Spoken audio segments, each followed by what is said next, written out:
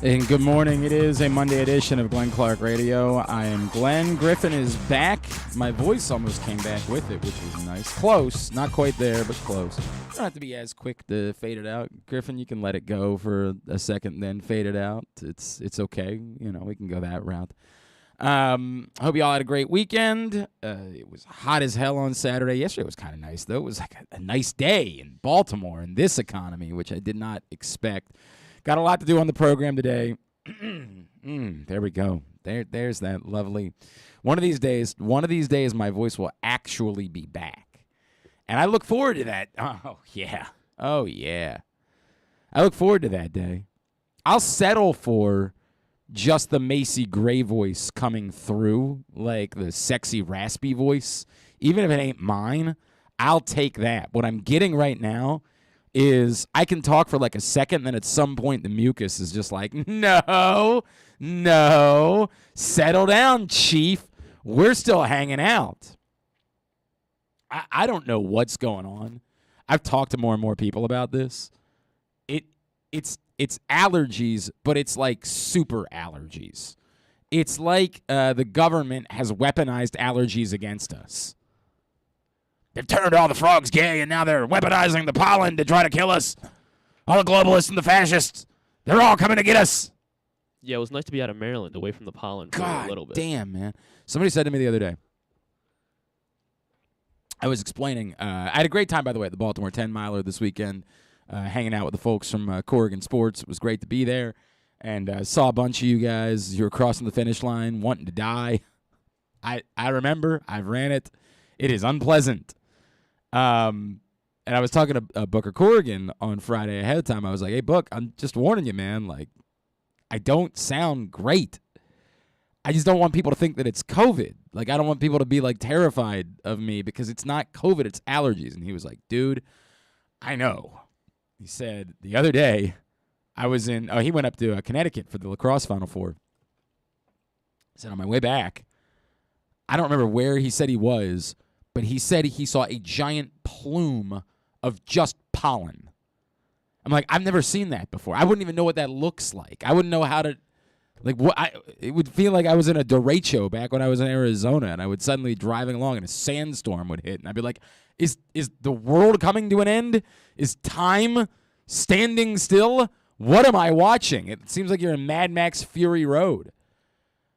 I have no idea how to describe it, but I am convinced that the government has weaponized the pollen against us.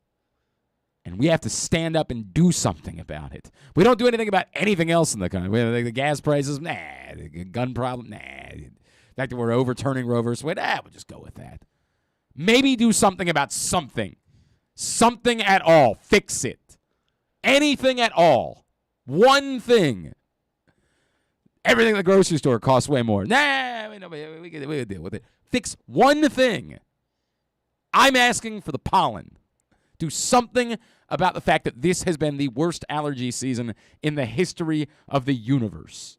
Again, don't feel like I'm asking for that much. Please do something to help us. That's all I ask. I'm Glenn Clark, and I approve this message. Coming up in a few minutes, Danan Hughes. Former baseball and football player. Not only is he calling the College Park Regional for ESPN tonight, Maryland gets another try with UConn, so they've split the first two. This one will decide who moves on to the Super Regionals next weekend. Thriller last night ended up in extra innings before Maryland was able to hold on and beat UConn to force a finale tonight. We'll talk to Danan Hughes about that. He's also the color analyst for the Kansas City Chiefs, so we'll talk a little bit about that as well. Danan Hughes joins us a little bit later on this hour. Coming up later on in the morning, we will catch up with Jahnathan Lamothe, but I believe he goes by John. It's just Jahn. It's a different way to spell John. We'll all be okay. We can handle this. We're big boys. We can do this. Jahnathan Lamothe has become the first high school player to commit to Kevin Willard since Kevin Willard took over as the head coach at the University of Maryland. He's from St. Francis, right here in Baltimore. He'll be coming to Maryland in 2023. We're going to chat with Jahnathan Lamothe about why it is that he chose to come to Maryland and be Kevin Willard's first high school recruit. It's also a Monday, so we'll chat with Jeremy Conn. We'll talk about the Orioles. We'll talk about all sorts of stuff. Jeremy Conn joins us later on in the program, so that's all on the way here on a Monday edition of the show. Today's show is also brought to you by the FanDuel Sportsbook at Live Casino and Hotel. I know it was great crowds in there for games 1 and 2 of the NBA Finals. And if you want to be there for games 3 or 4 of the NBA Finals, what you need to do is email events@sportssocialmd.com. That's events@sportssocialmd.com. There's no better place to be.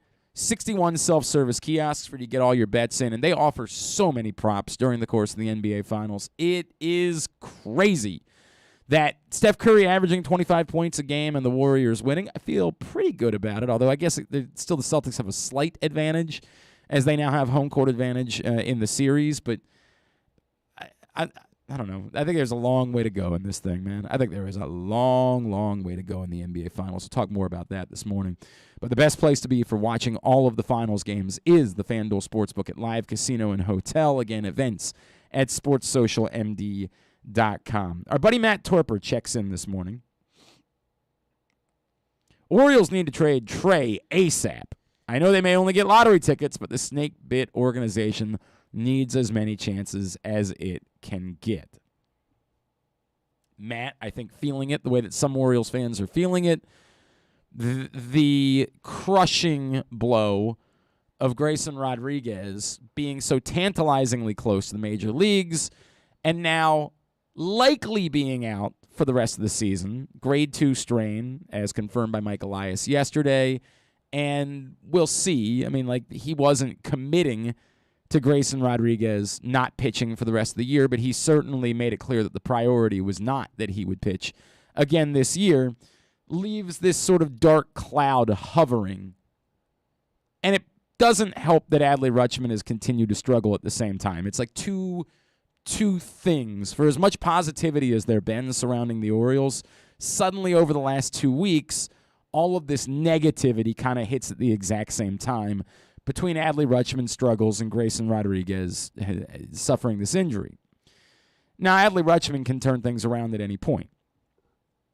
I am not, I've said it already, I'm not going to get overly worked up about Adley Rutschman's struggles. Yes, in the world of us feeling good and feeling pretty, it would be nice if Adley Rutschman came up, ripped the cover off the ball, looked like the best hitter in all of baseball. We would feel very good and very pretty. That was never likely to be what would happen. We talk about this all the time. Typically, players go through an adjustment process. Adley Rutschman's hitting the ball hard. The shift has bitten him a couple of times. He's had some bad luck off the bat. You see reason he's using his at-bats well. He's fouling off pitches. You're seeing positive signs that make you believe this is just nothing more than part of the adjustment. Whether he'll be, Mike Piazza, Pudge Rodriguez, love child, I don't know. But I'm not overly worked up about it. I am certainly, it is draining, the Grayson Rodriguez thing. It drains you because you needed so many things to go right in order for this rebuild with the pieces you have to work. And anytime something goes even slightly wrong, it certainly maybe doesn't make you panic, but it really makes you wonder if all of this will go right or not. Trading Trey Mancini specifically, you're not going to get me to change my opinion about this. There is only so much that you can get for Trey Mancini. I don't need to do it. I'll never need to do it. I mean, my God, if somebody wants to give you a boatload for Trey Mancini, I have no idea what insane team is doing that. But if they want to, fine. But trading him for the sake of trading him or for saying, well, get whatever you can, I'm never going to be on board with that. I've maintained the same feelings about Trey Mancini. I want Trey Mancini to stay. I want the Orioles to pay Trey Mancini a little bit of money to stick around because I think you need to have a clubhouse leader for years to come. If you could get something of value for Trey Mancini, I would understand the thought process behind trading him. And if that's out there, do it. But I don't believe it is. I've never believed it would be. I've maintained that all along. Every organization believes they have their Trey Mancini. And if that guy's not already at the major leagues, they believe they have one coming. I don't know who's prioritizing trading for Trey Mancini to the extent that you get something real. So just because Grayson Rodriguez got hurt and just because things look bleak, I'm not just going to trade Trey Mancini for the sake of trading Trey Mancini. I said all along, if I'm trading someone, if I'm prioritizing making a trade, the guy that I'm trying to trade is Anthony Santander because I think I can get a little bit more for a player who offers something as a plus defender. I'm acknowledging I don't think I can get much for him, but if there aren't long-term plans for Anthony Santander, I think you can get slightly more, and he means far less to this community. His value to the Orioles, on the whole, is less than Trey Mancini's. So if I'm trading someone, that's the guy that I'm trading. I get it. Trey Mancini has put together a very nice season. He's been hitting the ball quite well, but not nearly well enough to overcome the fact that he's a positionless bat. That guy, for that guy to have trade value, that's got to be a 40 to 50 home run guy. That's got to be a guy who's hitting 346 for that guy to have legitimate trade value.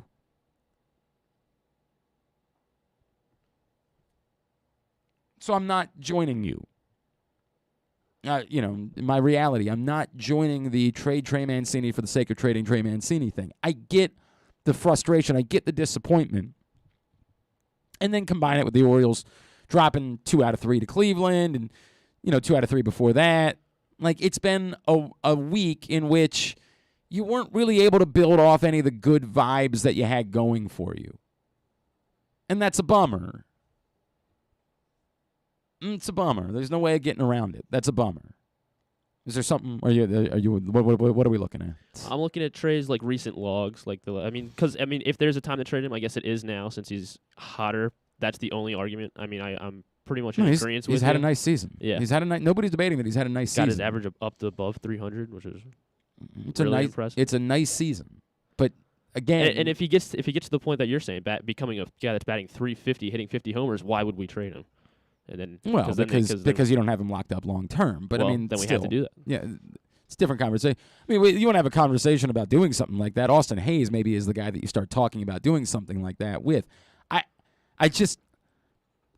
think we want every player to be valuable, and I think we want to believe that as Matt points out, the lottery ticket thing. He points out also that his expected average is 323 and his expected slugging percentage is 570 per Baseball Savant. So the peripherals are off the charts this year. Nobody is debating that Trey Mancini is having a good season. Yeah, but we can't jump the gun and just trade him because we don't want another Yusniel Diaz, like the Manny Machado thing. Oh, I don't think there's a chance in hell you could get a Yusniel Diaz for Trey Mancini. I think you're insane to think that you could get a Yusniel Diaz for Trey Mancini. Yusniel Diaz was a real piece when the Dodgers traded him. He hasn't proved to be a thing in Baltimore, but there was reason to believe he was a thing. Look, you can trade everybody for a lottery ticket. I understand the argument. And there was a time during this rebuild process that you did that. You just traded whatever you had for any lottery ticket. And if the Orioles have decided, come hell or high water, Trey Mancini won't be part of this thing moving forward, then, fine. Take whatever you can get. Whatever lottery ticket international guy that it's on nobody's radar that you've scouted and you say, I think I see something there, take him. But I'll never agree with that thought process at this stage in the rebuild. At this stage in the rebuild, you can't tell me who it is specifically that Trey Mancini is blocking. If you want to say well, hey, Adley Rutschman's going to have to play some more DH moving forward, and somebody else has to be out of the lineup in order for him to do that. Again, my first thought would be trade Santander. Now, when you do that, whoever you end up throwing out into right field is probably not going to be as good defensively as Santander is, but I can live with that. Presuming, again, I'm only talking about the days when it is that Adley Rutschman has to DH. Stowers, by the way, is Matt's argument. Santander is blocking Stowers at the moment. Not Mancini. Santander is. Which again goes back to my, if you're trading someone, the guy to trade is that guy. Again, you're still not getting much. And he's not having the season that Trey Mancini's having. But he's less positionless. There's more control. And we're acknowledging either way you're getting a lottery ticket.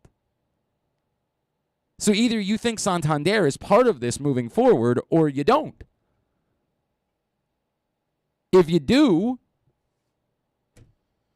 you're locking up a position. I don't know where you're playing Stowers. I just don't know where he's playing. But if you trade Trey Mancini, you still have the same problem. You're just essentially saying we're going to move Santander to be the DH, which takes away any of the value that he has from the one thing he can do, which is throw the ball in. He's got a hell of an arm. So if that's his value and you're not going to play him in the outfield, why is he here? That's, if you're going to trade somebody, it's, to me, pretty obvious. Now, again, if you've decided that you're just not, there's no scenario by which you're bringing Trey Mancini back, go ahead. I disagree with the premise. I disagree with promising anything. I don't think the market is so robust for Trey Mancini that it requires an exorbitant amount of money or promising anything moving forward. I think you could work something out with Trey Mancini now to talk about what that role is going to be moving forward. Hey, there might be days you don't play.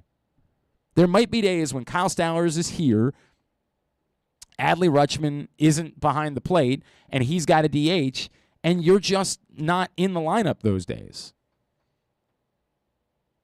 Can you be okay with that? And if he says no, or he just doesn't want to be a part of it, that's a different conversation together. If you haven't done this work already to figure out where you are with all that, that's a problem to begin with. I would have been having those conversations some time ago. Figure out what it is that Trey wants. I have believed there's a scenario where Trey Mancini realizes there's no robust market out there for his services, for what he does. He's a nice player, but nice, I use loosely. He doesn't do something better than anyone else that's going to be on the market. And if you've got a role for him and a chance for him to stay in a place where he clearly wants to be, there's a number where I think that can work, that it remains valuable for your franchise, because you do need someone that can be a clubhouse leader moving forward. And yes, ultimately, as Matt and I are basically having a private conversation at this point. I'll get to some other review that have chimed in. That Matt followed up by saying, the problem will be if you do nothing. And I hear you. If the answer is just you let Trey play out the rest of the season, you don't do anything, and then you don't sign him either, that ain't like, that's not comparable to other scenarios, because, again, it's not like you were going to get anything of significance for Trey Mancini, but I still hear you. You should be more forward-thinking. There should be more forward planning involved when it comes to something like this. Frustrating weekend and frustrating week, because the two things that are most important right now, wins and losses are not most important. Oh, there we go, yeah. Oh, beautiful. The totality of the rebuild is what's important, and the two pieces that are most critical to the totality of the rebuild are Grayson Rodriguez and Adley Rutschman, and we feel bad about both of those pieces right now. So it makes everything more frustrating because of that. Speaking of Adley Rutschman, only about a week left for you to get this print issue of Press Box, which is available for free at your neighborhood Royal Farms, any of the hundreds of locations around town where you find Press Box, or read it all, PressBoxOnline.com.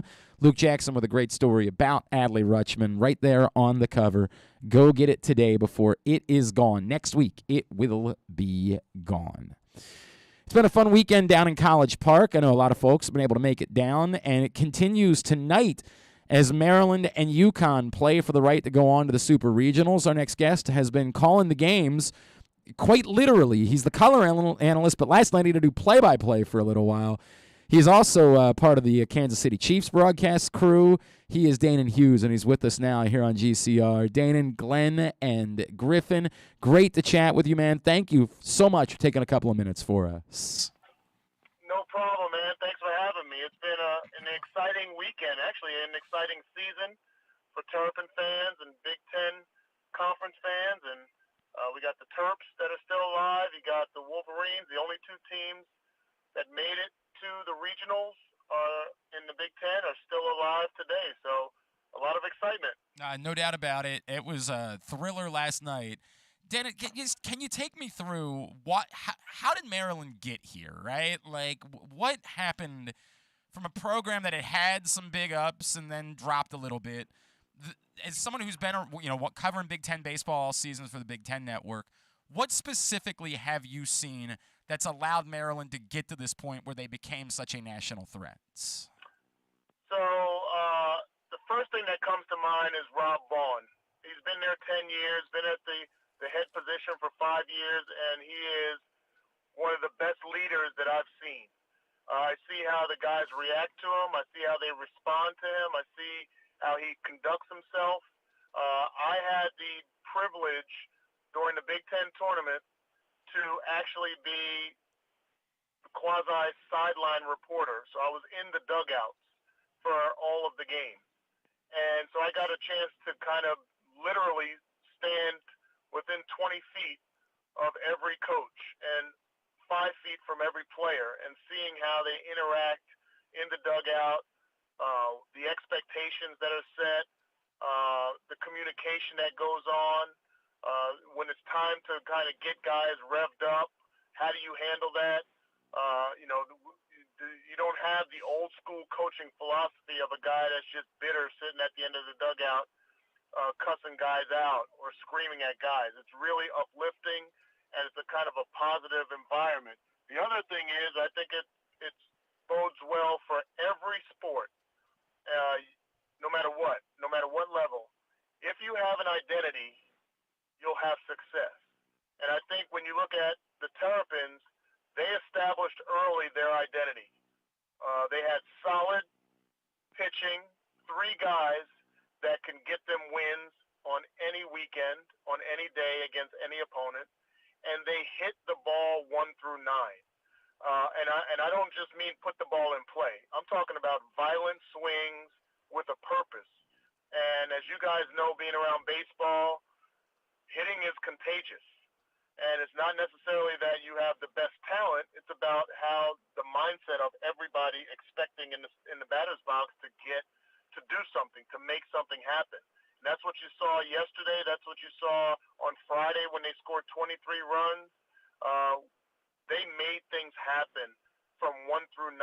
You're talking about Ian Petrutz batting 7th in the lineup, and Kevin Keister batting 9th, and what they've done in this regional.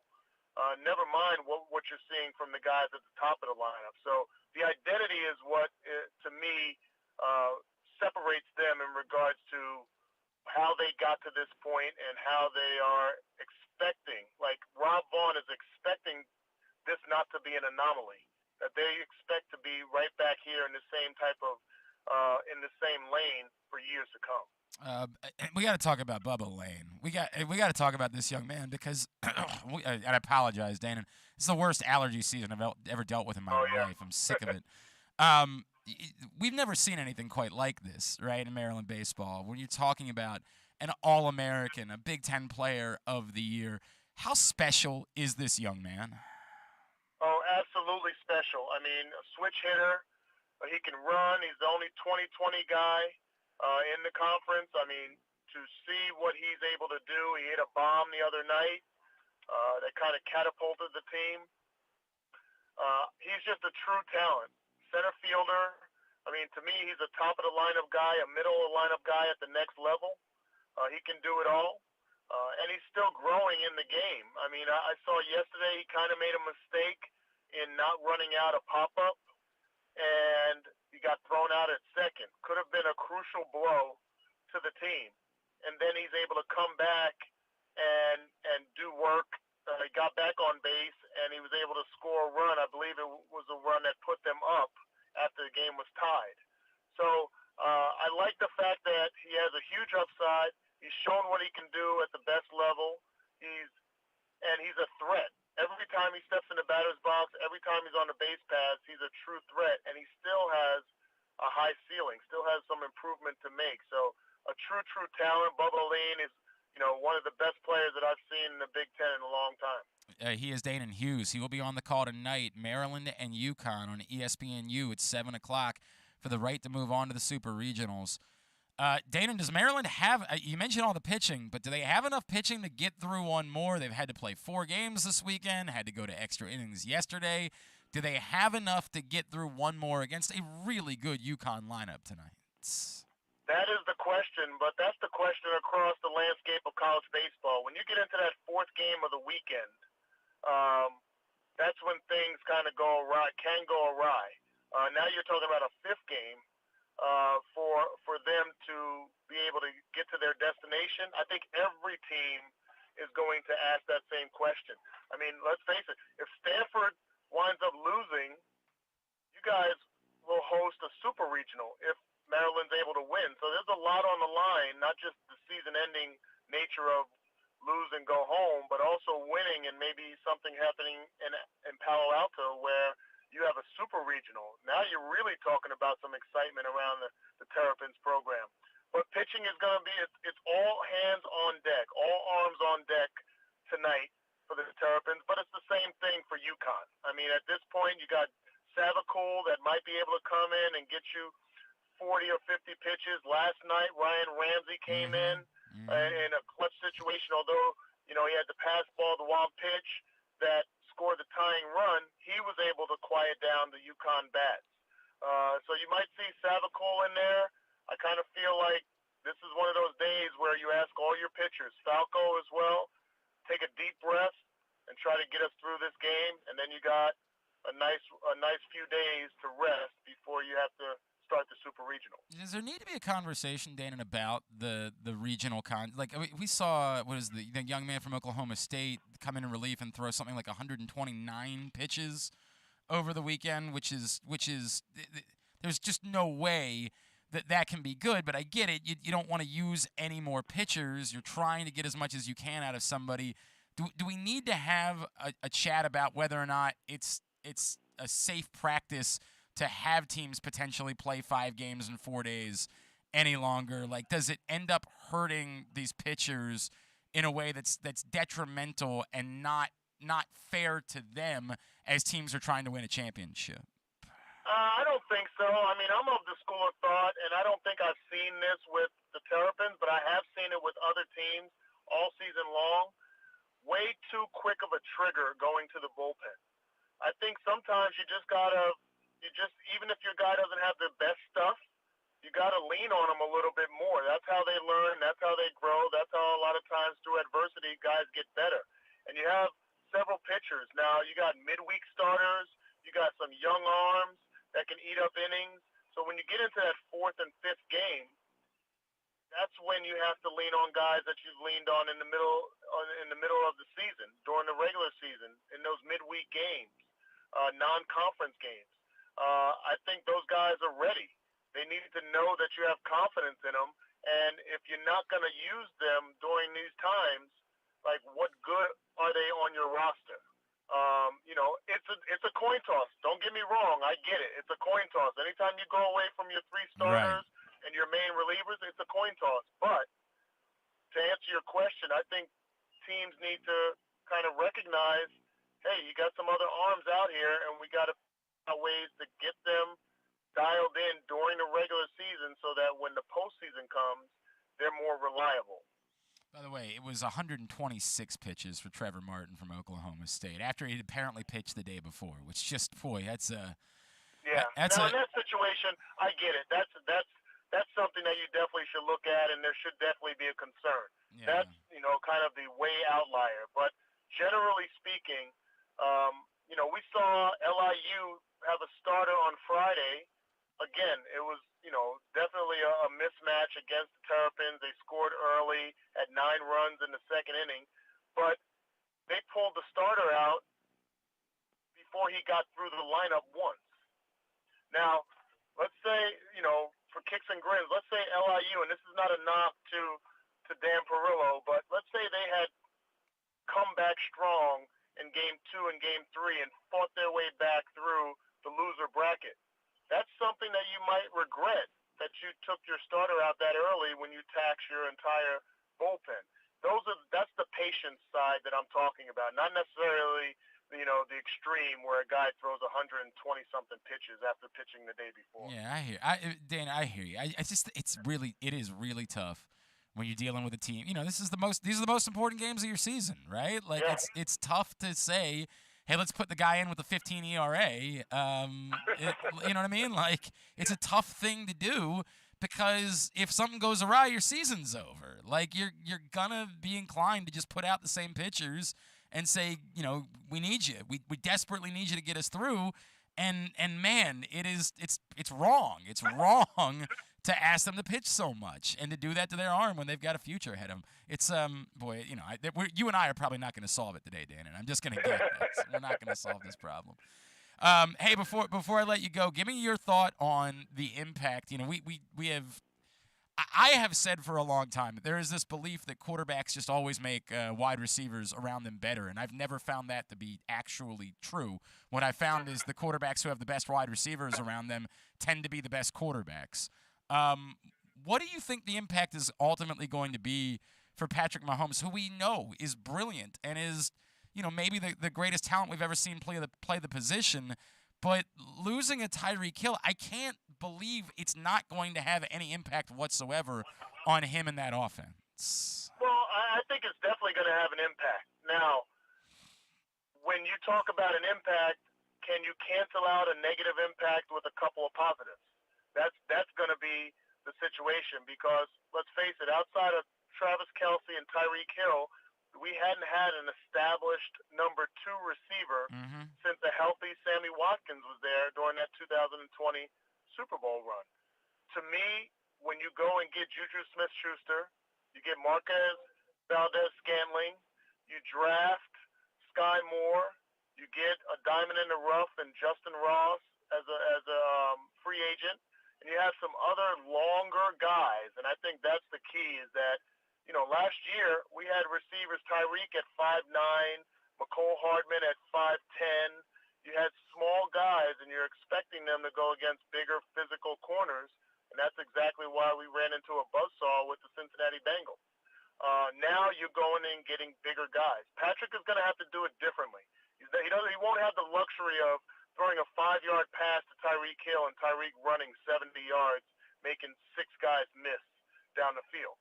It's going to be more conventional like you've seen with Tom Brady and Aaron Rodgers over these years, where he's going to have to be on time. He's not going to be able to improvise and scramble in circles like he used to, and then have that outlet of Tyreek Hill, dancing around guys and making everybody look like fools. It's going to be more your conventional West Coast offense. I'm excited about it. I like bigger receivers, and I want to see what these bigger guys can do against these defenses that are going to be focused on them. I admit I am nervous about Sky Moore becoming like a really special player and everybody regretting the fact they allowed him to slip as far as they did. And, of course, he would go to Kansas City and become an utter superstar, and he's a problem for the rest of the AFC for a decade to come. Danan Hughes, tonight, Maryland UConn, 7 o'clock on ESPNU. By the way, hell of a job. I know it's a tough spot to be in when you're not even at the game. And you got to now do both play-by-play and color work. A hell of an effort, my friend, last night in the tough spot. I appreciate it. Yeah, that was one of the big curveballs thrown to me in my sports life is to be called on on a drop of a dime to assume both roles. I mean, literally, we went to commercial, and John's screen went blank, and as the countdown came back from commercial, our producer Adam said, "Okay, Danan, you take us home. Luck. We don't know what's happened." Good luck. And I'm like, that would have been one of those days where the old Major League where you got a beer next to you. That probably would have been best for me to have some kind of beverage near me. But I was able to battle through it. It was a great experience, but it was a little anxiety, I will say. But I had fun with it. If you're a dual sport athlete, you might as well be a dual broadcast capacity guy as well. DA Hughes guy 83 on Twitter is how you follow him. Danan Hughes, looking forward to a huge game tonight. Thank you for taking a couple of minutes for us this morning, man. No problem, fellas. Thank you. Danan Hughes checking in with us here on GCR, Maryland, UConn, for the right to move on to the Super Regionals tonight at 7 on ESPNU. It's been a hell of a series. I've been thoroughly entertained by this weekend. Maryland was staring down elimination against Wake Forest yesterday, down 5-2, rallied for 6 in the 8th inning in order to keep their season alive. They blow a 4-0 lead to UConn last night before having to rally to go back up 6-4. Then they blow that. Ultimately win in extra innings. It's been a thrilling weekend. If you've been able to get down to College Park, I know it's been really exciting. The first ever regional that Maryland has hosted in school history ends tonight as they take on UConn. Winner will face the winner. And that's the other thing, too, as Danan pointed out, Stanford lost a game over the weekend, so they're in a winner-take-all tonight as well against Texas State. Now, they came back and beat Texas State last night to force it. So Stanford and Texas State, if somehow Texas State wins that game, Maryland could host the Super Regional next weekend with a chance to go to the College World Series, which is a bizarro sentence. And we're getting ahead of ourselves. Stanford's really good. They are certainly favored to beat Texas State tonight. Maryland's got to take care of their own business. We'll see if they have enough pitching.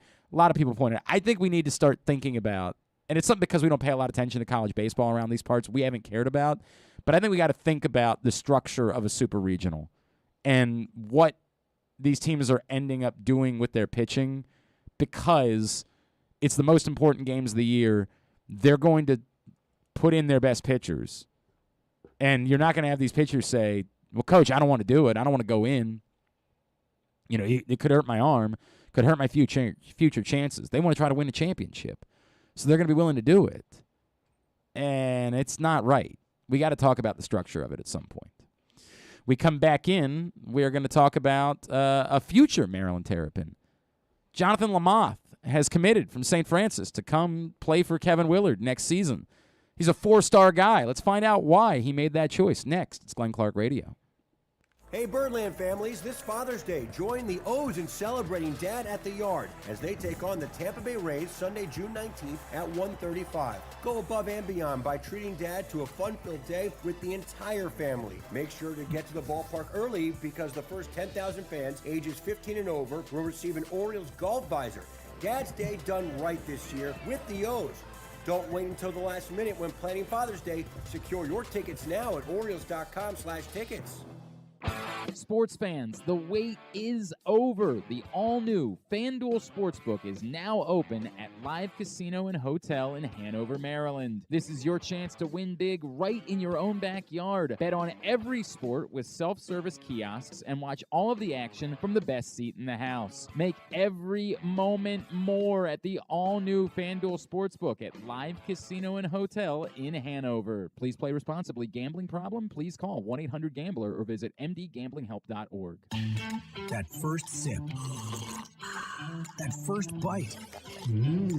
Start your day off right with a delicious breakfast at Royal Farms. Choose from a fantastic selection of fresh Royal Farms breakfast sandwiches and top it off with a rich hot cup of the freshest coffee in the world. At Royal Farms, breakfast is available day and night. It's the freshest breakfast in the world. Real fresh, real fast. Royal Farms. Baseball is back, and so is the spring seasonal menu at Glory Days Grill. Start with the opener, flash-fried pork belly with our popular Korean No. 2 sauce, and take a bite out of the Crunch Burger, topped with home run sauce, white American cheese, and house-made chips. It also features irresistible options like a baseball-cut sirloin with blue cheese, grilled shrimp with garlic butter, and a strawberry salmon salad. And then there's the closer, the Cracker Jack Sundae with a waffle, ice cream, and Cracker Jacks. This menu will be gone at your neighborhood Glory Days Grill. GloryDaysGrill.com to find out more. Great food, good sports.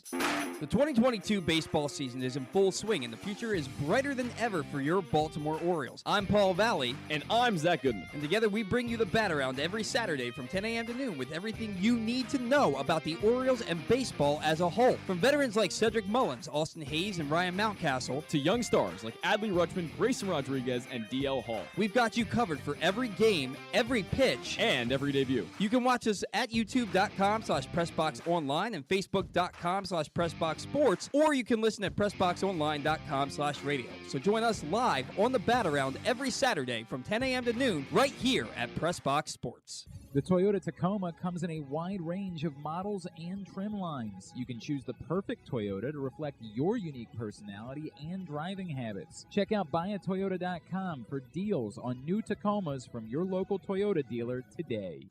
It's statistically proven that the show sounds better if you're not wearing pants. Like me, right now. You're listening to Glenn Clark Radio.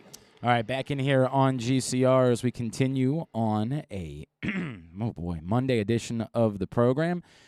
Today's show also brought to you by the Stan the Fan Variety Hour, which returns tonight. Stan the Fan and Ross Grimsley are going to catch up with the great Mike Boddicker, former Orioles pitcher. They're going to have a chat tonight. And later on in the week, Stan the Fan and Gary Stein are going to catch up with Courtney Coppersmith, the outstanding pitcher for UMBC softball, who has decided that she's going to come back for another year while she also pursues a PhD. Which is a wild sentence. One that I'm not fully sure that I understand. So a couple of great shows coming from Stan the Fan this week. Again, tonight, he and Ross Grimsley chatting with Mike Boddicker. And then later on in the week, he and Gary Stein will have a conversation with Courtney Coppersmith. Both those available. Facebook.com/PressBoxSports is where you can find either one of those chats this week. And if you miss them live, the next day at PressBoxOnline.com/video or YouTube.com/PressBoxOnline. I'll give you to a couple of responses from James. James chimes in this morning, says, "Oh man, I'm so sorry. Guys, I apologize. I wish I could say that I felt confident that I was gonna have it all back together, but man, I don't know. This one has kicked my ass." James says, Glenn, the Grayson Rodriguez thing is probably the most deflating thing that's happened to the Orioles since the rebuild began, even more so than the pandemic wiping out a minor league season. The pandemic wiped out a minor league season for everybody. We didn't know what the tangible impacts were going to be. This is one where you can tangibly see how it could change the course of the next couple of years. I'm glad that they're not prioritizing this year because, as you've pointed out a couple of times, this year is not what matters. But that being said, it's still important that we have confidence that Grayson Rodriguez can be in the rotation next year and be the guy to start the season. I'm not really sure exactly what you mean by that, James, if I'm being totally honest. I'm not fully sure I understand your wording of that, but yeah, I've maintained that this year is not the priority. But as I've said, I still thought that it was important that Grayson Rodriguez got here this year in order for you to have more confidence about his ability to be in the rotation to start next season. So, it's weird, right? It's weird because somebody would say, well, hey, it's probably not the end of the world that he's not pitching this year. You didn't think this year was the priority. No, I still think next year has been the priority, and next year was always what mattered more. But I still needed to see him get here and go through whatever struggles he was going to go through if you believe he can be a quality major league pitcher a year from now. And the secondary part of it is the innings thing. The innings thing now extends another year. Where you're talking about it being unreasonable to assume that Grayson Rodriguez could ramp up to a full year of pitching in the major leagues until 2024 at the earliest. Making a jump to 200 innings seems like a stretch for next year. For what it's worth, Grayson Rodriguez did speak, I don't know if it was to the media on the whole or if it was just to, I believe it's called the Norfolk Pilot. I'm pulling it up right now. I want to make sure I get this correct. The Virginian Pilot is the name of the paper down in Norfolk. And they ran a story about Grayson Rodriguez that included quotes from him, in which they say, this is from their beat writer, David Hall, Grayson Rodriguez tells at least him, obviously anytime you get injured, it's bad, but I'm not really trying to look at it that way. Hopefully it's on the quicker side of things. Personally, it doesn't feel as bad as what it might seem, so this is, again, a quote directly from Grayson Rodriguez, so I should be back before the season's over. And again, that was something that was brought up by Mike Elias, that maybe he could be back before the season's over, that perhaps he could pitch in September.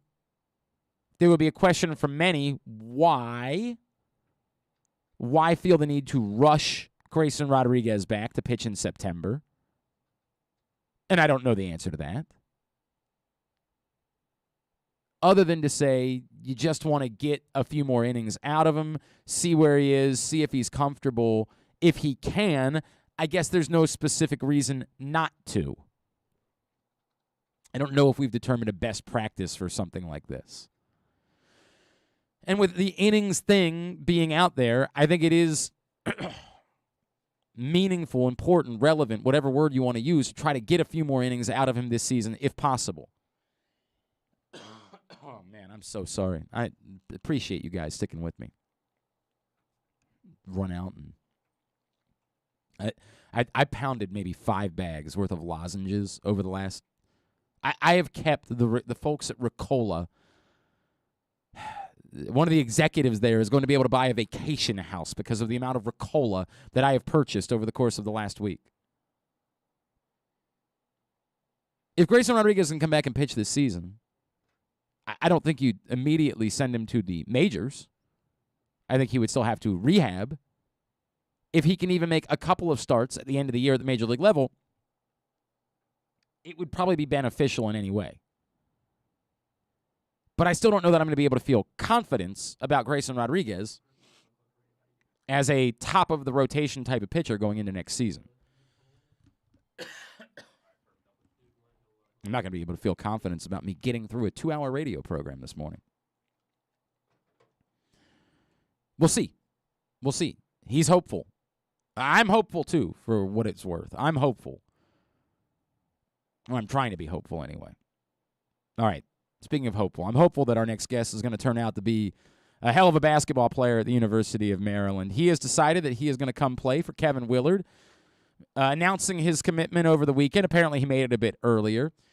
From St. Francis Academy, Baltimore's own and a future Terp, he is Jahnathan Lamothe, and he's with us now here on GCR. John, it's Glenn and Griffin. It's great to chat with you. Thank you for taking the time, and congratulations on announcing you're a Terp. I appreciate it. Thanks for having me. And, it's great to chat with you, man. Can you take me through, growing up here, was Maryland, a priority for you when you were a young person? Did you care about Maryland in any way? Or was Maryland something that you were willing to consider the exact same way you would have considered Villanova or Virginia or North Carolina or any other school? Growing up here in Maryland, it's always been a dream of mine to play on the big stage at Maryland. I've always considered it.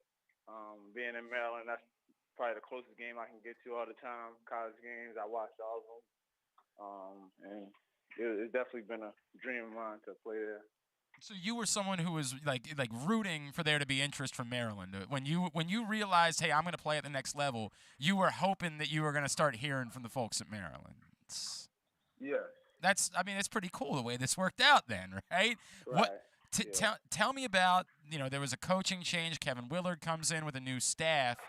How did that impact this process for you? Like, did it make you, further your interest in Maryland? Were you trepidatious at all with a new staff? What was it like with the new staff coming in as far as your relationship with Maryland? It helped a lot because I like Coach Willard's offense. I like his fast-paced offense. I like Coach Willard as a person, and also the staff that he's brought on really helped my decision and knowing that it's a family. So who was critical on that? Was it Tony Skinn?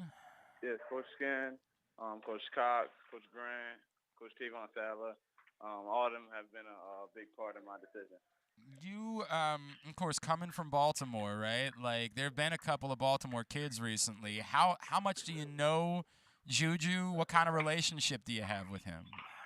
I have a good relationship with Juju, and we obviously played 2 years in high school together, and we knew each other before that, so we have a great relationship.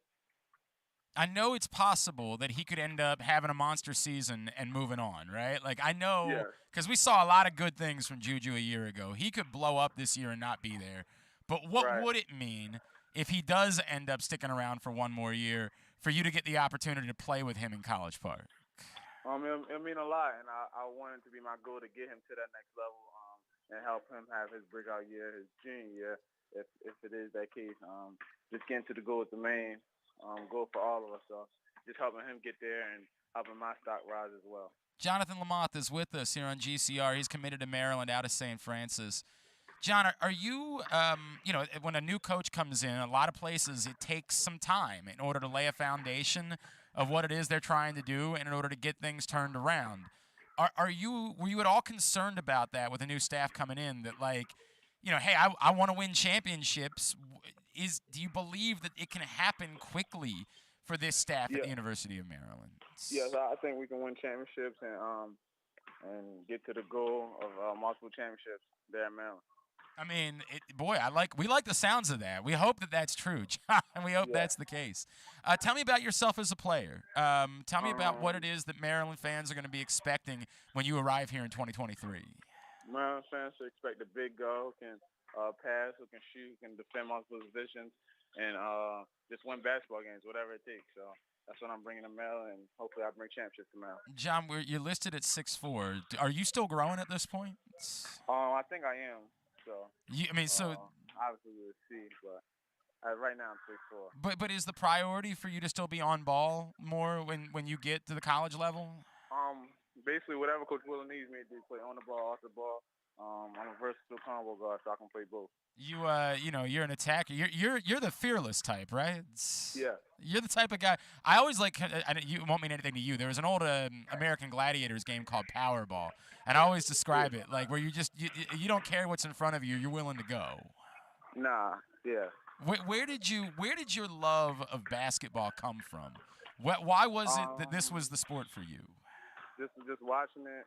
My older brothers growing up, and that's just why I wanted to play. Was there anybody that you looked at, that you looked to, that you modeled your game after, or was somebody that you tried to be like, you emulated? LeBron. I mean, that's a pretty good. I mean, it's tough though, because there's like literally one of those that's ever played the game of bat. There's never been anyone quite like LeBron, right? But what that was your guy growing up. You were a LeBron guy. Yeah. What was it about LeBron that drew you to him? Just him be able to do everything and win, no matter who he got on the court with him. So that was a big thing for me. A lot of times we'll talk to Baltimore basketball players, and we'll use the term Baltimore tough, right? Because you don't get the same attention that guys get in New York and Philly and D.C., and so you almost gotta have a chip on your shoulder. Is that a fair way to describe you as a player? Yeah. How do you carry that with you from playing, like, today it sounds like you're at a gym right now. How do you carry that with you when you play at St. Francis, when you're going to play at Maryland? Just bring that dog every day, and no matter who's in front of me, just being a better player every game. So that's my main goal. Were there players at Maryland that you were particularly fond of, that you like watching over the years? Darryl Martell. It makes a lot of sense, right? Another Baltimore kid, right? Like, Do you see any similarities between himself and you? Yeah, we both bigger guards and both defend multiple positions and just love winning. So, yeah. What do we need to know about you, the person, Jahnathan Lamothe? Besides, obviously basketball, but what do we need to know about you? What are you all about? Nope. We'll try to see if we can't reconnect with John. Literally live from the court right now. I think we pulled him away from practicing at the moment. Appreciate John Lamothe taking the time for us. Today's show is also brought to you by Your Neighborhood Glory Days Grill, where you got about one more week to take advantage of the spring seasonal menu, which has been extended for you to enjoy. The baseball cut sirloin, the Cracker Jack sundae, the strawberry salmon salad, the flash fried pork belly with the Korean No. 2 sauce, all of that available at Your Neighborhood Glory Days Grill, still for about another week on the spring seasonal menu. Your last chance to get over to Your Neighborhood Glory Days Grill. You can also visit glorydaysgrill.com in order to get your order in and take advantage of the spring seasonal menu at Glory Days Grill. We'll try one more time to reconnect with John Lamothe. Understanding. He's a young man with a lot going on. Appreciate him squeezing the time in with us here this morning on GCR. We'll try to get him back on for just a second and wrap up with him. Still to come this morning, we're going to catch up with Jeremy Conn from 105.7 The Fan. Got a lot more to do here on a Monday edition of the program. I think I misspoke earlier and said that John was the first. He's not the first high school commit. That was Noah Batchelor. And again, John will be part of the class of 2023 at the University of Maryland, so he won't be there this fall. It'll be the following fall that John Lamothe will end up coming to the University of Maryland, and look forward to having him. And if we can't reconnect, we certainly heard plenty from John Lamothe this morning and got a better sense of who he is and what he's all about, and appreciate him taking the time for us. Don't need to, if he doesn't answer, doesn't answer. Poor Griffin, back from vacation. We had a tough week last week, too, man. It was a lot going on. It was a weird week. All right, what we'll do, we'll grab a break. If we hear back from John during the break, we'll reconvene with him afterwards. If not, we got more things we want to discuss on a Monday edition of Glenn Clark Radio. Are you ready, soccer fans? This summer, the English Premier League returns to Baltimore. Arsenal, Everton, square off in the Charm City match, July 16th, under the lights at M&T Bank Stadium, home of the Baltimore Ravens. This is your only opportunity to take in a Premier League match this summer in the Mid-Atlantic region. Individual and group tickets are on sale at BaltimoreRavens.com. The latest edition of Press Box is available now. On the cover, Luke Jackson profiles Orioles catcher Adley Rutschman, diving into where his passion for baseball and for catching comes from and how he uses that passion to elevate those around him in the Orioles organization. Also inside, Bo Smolka takes a look at how the Ravens' 2021 draft picks can make progress in year two, and Glenn Clark offers a very unique tribute to former rival Mike Krzyzewski that all Maryland fans can appreciate. Press Box is available for free at over 500 area locations, including 60 Royal Farm stores, and you can always find the entire edition as well as the best daily coverage of the Orioles, Ravens, and Terps at PressBoxOnline.com. That first sip. That first bite. Start your day off right with a delicious breakfast at Royal Farms. Choose from a fantastic selection of fresh Royal Farms breakfast sandwiches and top it off with a rich hot cup of the freshest coffee in the world. At Royal Farms, breakfast is available day and night. It's the freshest breakfast in the world. Real fresh, real fast. Royal Farms. Hey, B. Moore. The Orioles 2022 Birdland Summer Music Series presented by Miller Lite kicks off Friday, June 17th with Flo Rida. After the O's take on the Tampa Bay Rays, stay for the post-game concert and watch Flo Rida perform live from the infield. The concert is free to all fans who attend the game, with the option to add special on-field access. With hit singles like My House and his latest single, Wait, what better way to watch Flo Rida perform live at Camden Yards on June 17th? Buy tickets now at Orioles.com/music. Sports betting has come to Maryland, and we're ready to help you win some money. Tune in for Simply the Bets every Tuesday morning at 11:40. FanDuel Sportsbook assistant GM Leon Twyman and VSiN's Aaron Oster join the guys every week to give you all of the info you need and offer you a few winners. And every other Thursday at 11:40, tune in for Weekend at Bookies as Andrew Stecca and Alloy Sports' Brad Kronthal help make you some money for the weekend. So come win some money with us on Simply the Bets every Tuesday and Weekend at Bookies every other Thursday. Brought to you by the FanDuel Sportsbook at Live Casino and Hotel Maryland. Listen at PressBoxOnline.com/radio. Watch at YouTube.com/PressBoxOnline. Baseball is back, and so is the spring seasonal menu at Glory Days Grill. Start with the opener, flash-fried pork belly with our popular Korean No. 2 sauce, and take a bite out of the Crunch Burger, topped with home run sauce, white American cheese, and house-made chips. It also features irresistible options like a baseball-cut sirloin with blue cheese, grilled shrimp with garlic butter, and a strawberry salmon salad. And then there's the closer, the Cracker Jack Sundae with a waffle, ice cream, and Cracker Jack. This menu will be gone at your neighborhood Glory Days Grill. GloryDaysGrill.com to find out more. Great food, good sports. Don't forget that full episodes of the show are available for free on Apple, Spotify, Amazon, and YouTube. But warning, you get what you pay for. You're listening to Glenn Clark Radio. All right, into hour number 2 of the program. Apologies, don't know what happened with Jahnathan Lamothe, but appreciate the time he took for us, and we certainly learned a lot about him during that time. And looking forward to seeing him when he arrives in College Park a little bit later on, not this year, but the following year in 2023. Okay, now, I got a column up today at PressBoxOnline.com. And you know how I feel about this because I've been talking about it for a couple of weeks. I just finally decided to write it down and give it a caveat a bit. You know how I feel about Lamar Jackson. You know, I am not remotely concerned about him not being at Ravens voluntary OTAs. Not slightly. Not even minimally. Not at all. Don't care. And as I point out, we know that this is irrelevant because, for example, Matthew Stafford isn't throwing at Rams OTAs, and no one gives a rat's ass. No one thinks it has anything to do with whether or not the Rams are going to be able to win a Super Bowl this year. Because we know better. Because we know better than to think that OTAs determine who wins the Super Bowl. There is no correlation between the two.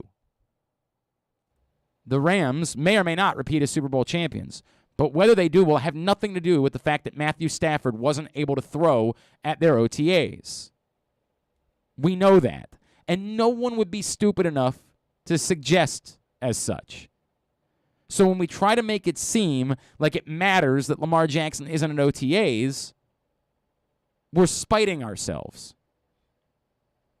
Again, this is about feeling pretty. We want everything to be the way we think it's supposed to be.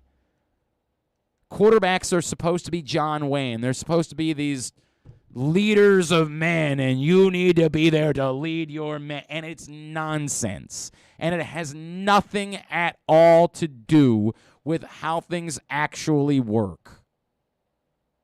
It's just the crap that we have been shoveled for so long that we regurgitate it breathlessly. It does not matter, period, whether Lamar Jackson participates in voluntary OTAs. No, it's possible he shows up this week. Certainly possible he doesn't, but it's possible he does. And if he does, it will have zero to do with whether the Ravens win the Super Bowl or not. And every little thing that you attempt to say, like even if you know, okay, I know it doesn't really matter, but I've had reasonable people. Well, what about the time that he could be spending with Tyler Linderbaum? If you think that the difference in a quarterback-center relationship working is a couple of weeks of glorified scrimmages in May, June, more so than the entirety of a preseason and training camp and everything that you do when you get ready for a season, God bless you, but that's insane. It's insane to think the difference is made here as to whether or not that works. When you say, hey, but there's young wide receivers and they're inexperienced, you could use more time. I've got great news for you. Lamar Jackson spent a lot of time with his wide receivers this offseason. And as I remember, back when you guys used to criticize the last quarterback, if he does that, they win the Super Bowl, right? Because there's a correlation between getting together with your wide receivers in the offseason and winning the Super Bowl. There's a direct correlation between those things, isn't there? No? Well, that's weird. He spent lots of time with them. He's gotten together with them on multiple occasions. It's not his fault the Ravens haven't upgraded the wide receiver position. But he's still gone out of his way. There is nothing that can make this matter, no matter how hard you try, no matter how badly you want it to be that way, because you feel like this is the way things are supposed to be. Because you feel like quarterbacks are supposed to be these, ultimate team first, team always, represented team guys who go above and beyond on behalf of the team. Which, by the way, Lamar Jackson has already proven he is. He's just not doing it at voluntary OTAs. See, Aaron Rodgers showed up for mandatory minicamp in Green Bay. Is this mandatory week in Green Bay? In Green Bay it is, yes. Weird. Ravens is next week. Yes, the Ravens have mandatory week next week. We worry. God bless. We'll get there. We'll get there. Don't read ahead. We'll get there. I don't care about what any other quarterback does, to make it abundantly clear. I don't care what quarterback goes to what OTA. It's not going to have anything to do with whether or not they're going to be able to win football games this fall. We can say, well, Greg Roman says there's some new wrinkles to the playbook, and he's got it. They have an ability to get Lamar Jackson the playbook. I know this is going to sound crazy,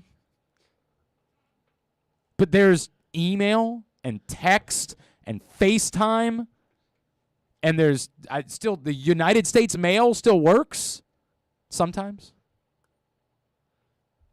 There's a telephone, Facebook Messenger. We know he's on Twitter. Skype, Zoom.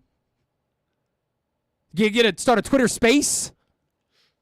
There could not be more ways to communicate. It does not matter even remotely until next week. And that's the caveat. The caveat is, if Lamar Jackson shows up this week, God bless. It certainly doesn't bother me that he's there. As I said all along, it can't hurt to be there. You just can't prove that it helps. There is no definitive evidence. Coaches, of course, want it because in their mind, they believe as much time together as possible can help the team, but they have no way of proving it. There's no definitive proof that that voluntary OTAs have anything to do with the success of a team. I believe that Zach Wilson has attended Jets OTAs. Does this mean suddenly that the Jets are going to be the team to beat in the AFC East? They could. Yeah, perhaps. They do have Sauce Gardner and Jermaine Johnson. I like those players. They also have Lamar Jackson. I don't like the Jets. Oh, they have the other Lamar Jackson. Is he still there? I don't know if he's still there or not. I don't know if the other Lamar, former guest of this program, the other Lamar Jackson.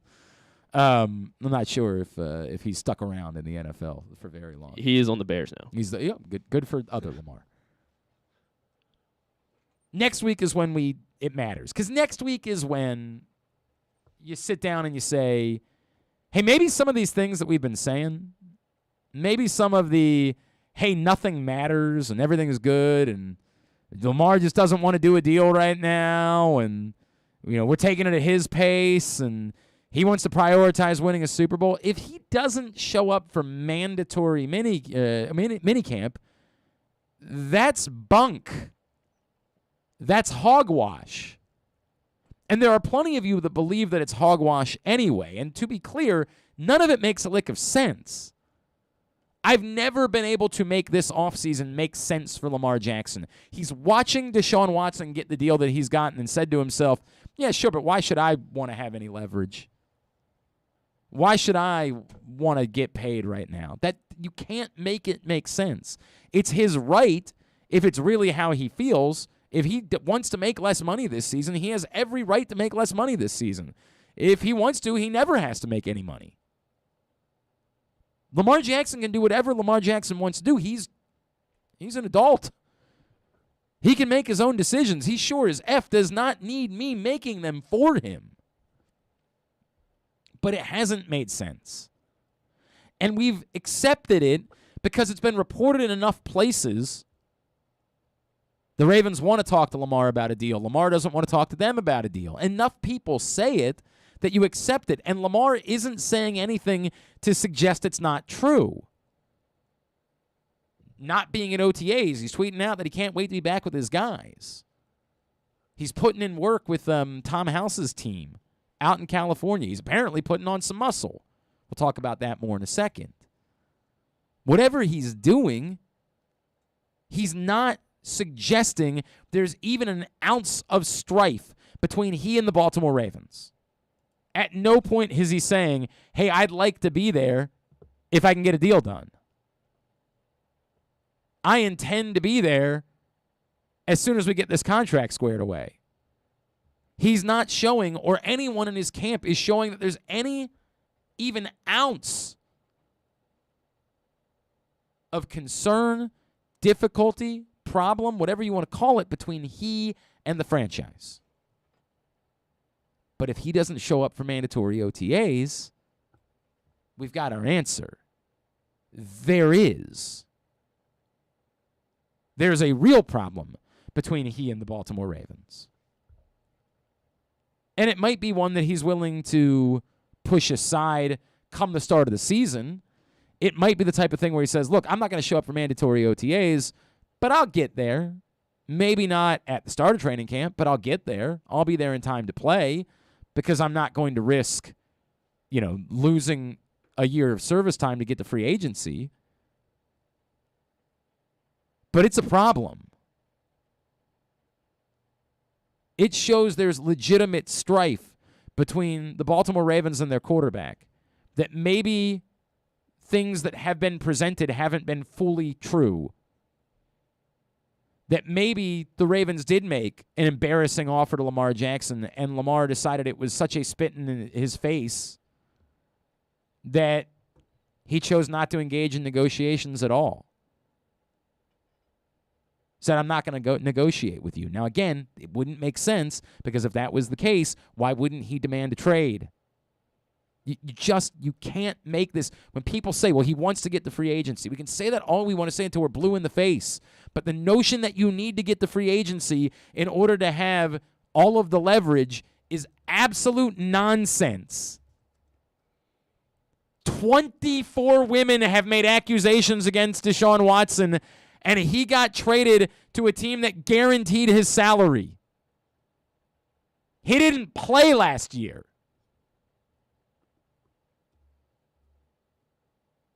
Nonsense that you have to wait to free agency in order to be able to take advantage of your leverage. Absurd that we just keep saying it. Based on what we know, or what we think we know, what's been said, the only thing that makes sense is Lamar Jackson really isn't all that concerned. We'll show up next week for mandatory OTAs if he doesn't show up this week.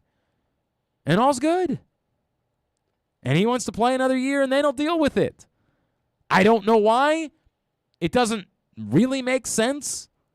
But none of it makes sense. It's crazy. But it only matters if he doesn't show up next week. Last 2 weeks, this week, irrelevant. Irrelevant. Next week, when you've got to be there, when now you risk penalty to not be there, that's when you're making a statement. Other players don't show up for mandatory or for voluntary OTAs. That happens. To not show up for mandatory minicamp is to say, I don't care what the penalty is. I have a statement I have to make. We've got a problem, and we need to address it. And if that's the case, it's going to be a really interesting few weeks around here. it's going to start getting crazy because the conversation really will start turning to, is there a number that Lamar Jackson is looking for that is just so far beyond the pale the Ravens can't go there?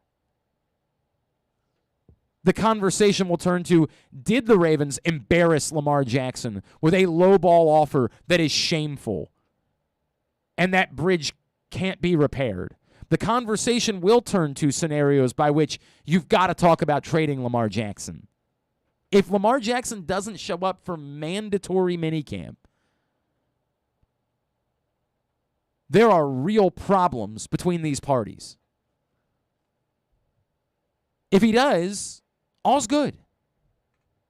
Nothing to worry about for anybody besides Lamar Jackson. If you're Lamar Jackson, you still don't have a contract. At some point, you got to get that figured out. And why, again, you're voluntarily taking less money this year than you would get on a new deal, I don't understand it, but that's your problem. It ain't the Ravens' problem. If Lamar Jackson shows up, all good. The Ravens will have their quarterback. They can get ready during training camp. They can get ready during the preseason and go try to win this year. They got to solve it on their end, too, at some point. They've got to figure out what they're doing. And if Lamar is saying, come hell or high water, I'm not going to sign, that he has been brainwashed into believing that free agency is what matters, that's when you get your leverage, despite the fact that we literally know you can get your leverage before then. If that's the case, then the Ravens also have a decision to make. But they don't have to make it now. If he shows up, they know all's good. They know they can go into the season knowing they have a quarterback. They continue to hold leverage by virtue of the franchise tag next season. Now, when the Ravens went through this with Joe Flacco, I guess 10 years ago, was there this much drama? No, but they knew. I mean, and the Ravens might know. They might very well know, but everyone knew the story that back then. Going after the 2011 season, everyone knew because Joe Flacco's agent, Joe Linta, was happy to let them know. Joe Flacco knew what the number was that was on the table. He didn't like it. He's going to go back and play next year to try to prove himself and get the biggest contract. And then famously he came out, did that event with me in Perry Hall, and he said, I think I'm the best quarterback in football, and everybody made fun of him. And then he went on to win the Super Bowl and got the biggest contract. But it was all on the table. There was no – Joe Flacco had not accomplished. Yes, he had outplayed Tom Brady in the AFC Championship game, but that was one game. He did not have the accomplishments that Lamar Jackson has. He had more playoff wins, for what it's worth, but he did not have the actual accomplishments as a quarterback that Lamar Jackson had. He didn't have the same leverage.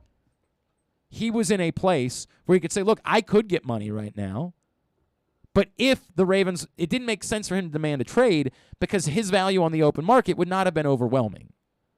The best place for him to be was in Baltimore to go back for another year, prove it, and then put his boots up on Steve Bisciotti's desk and say, what you got for me?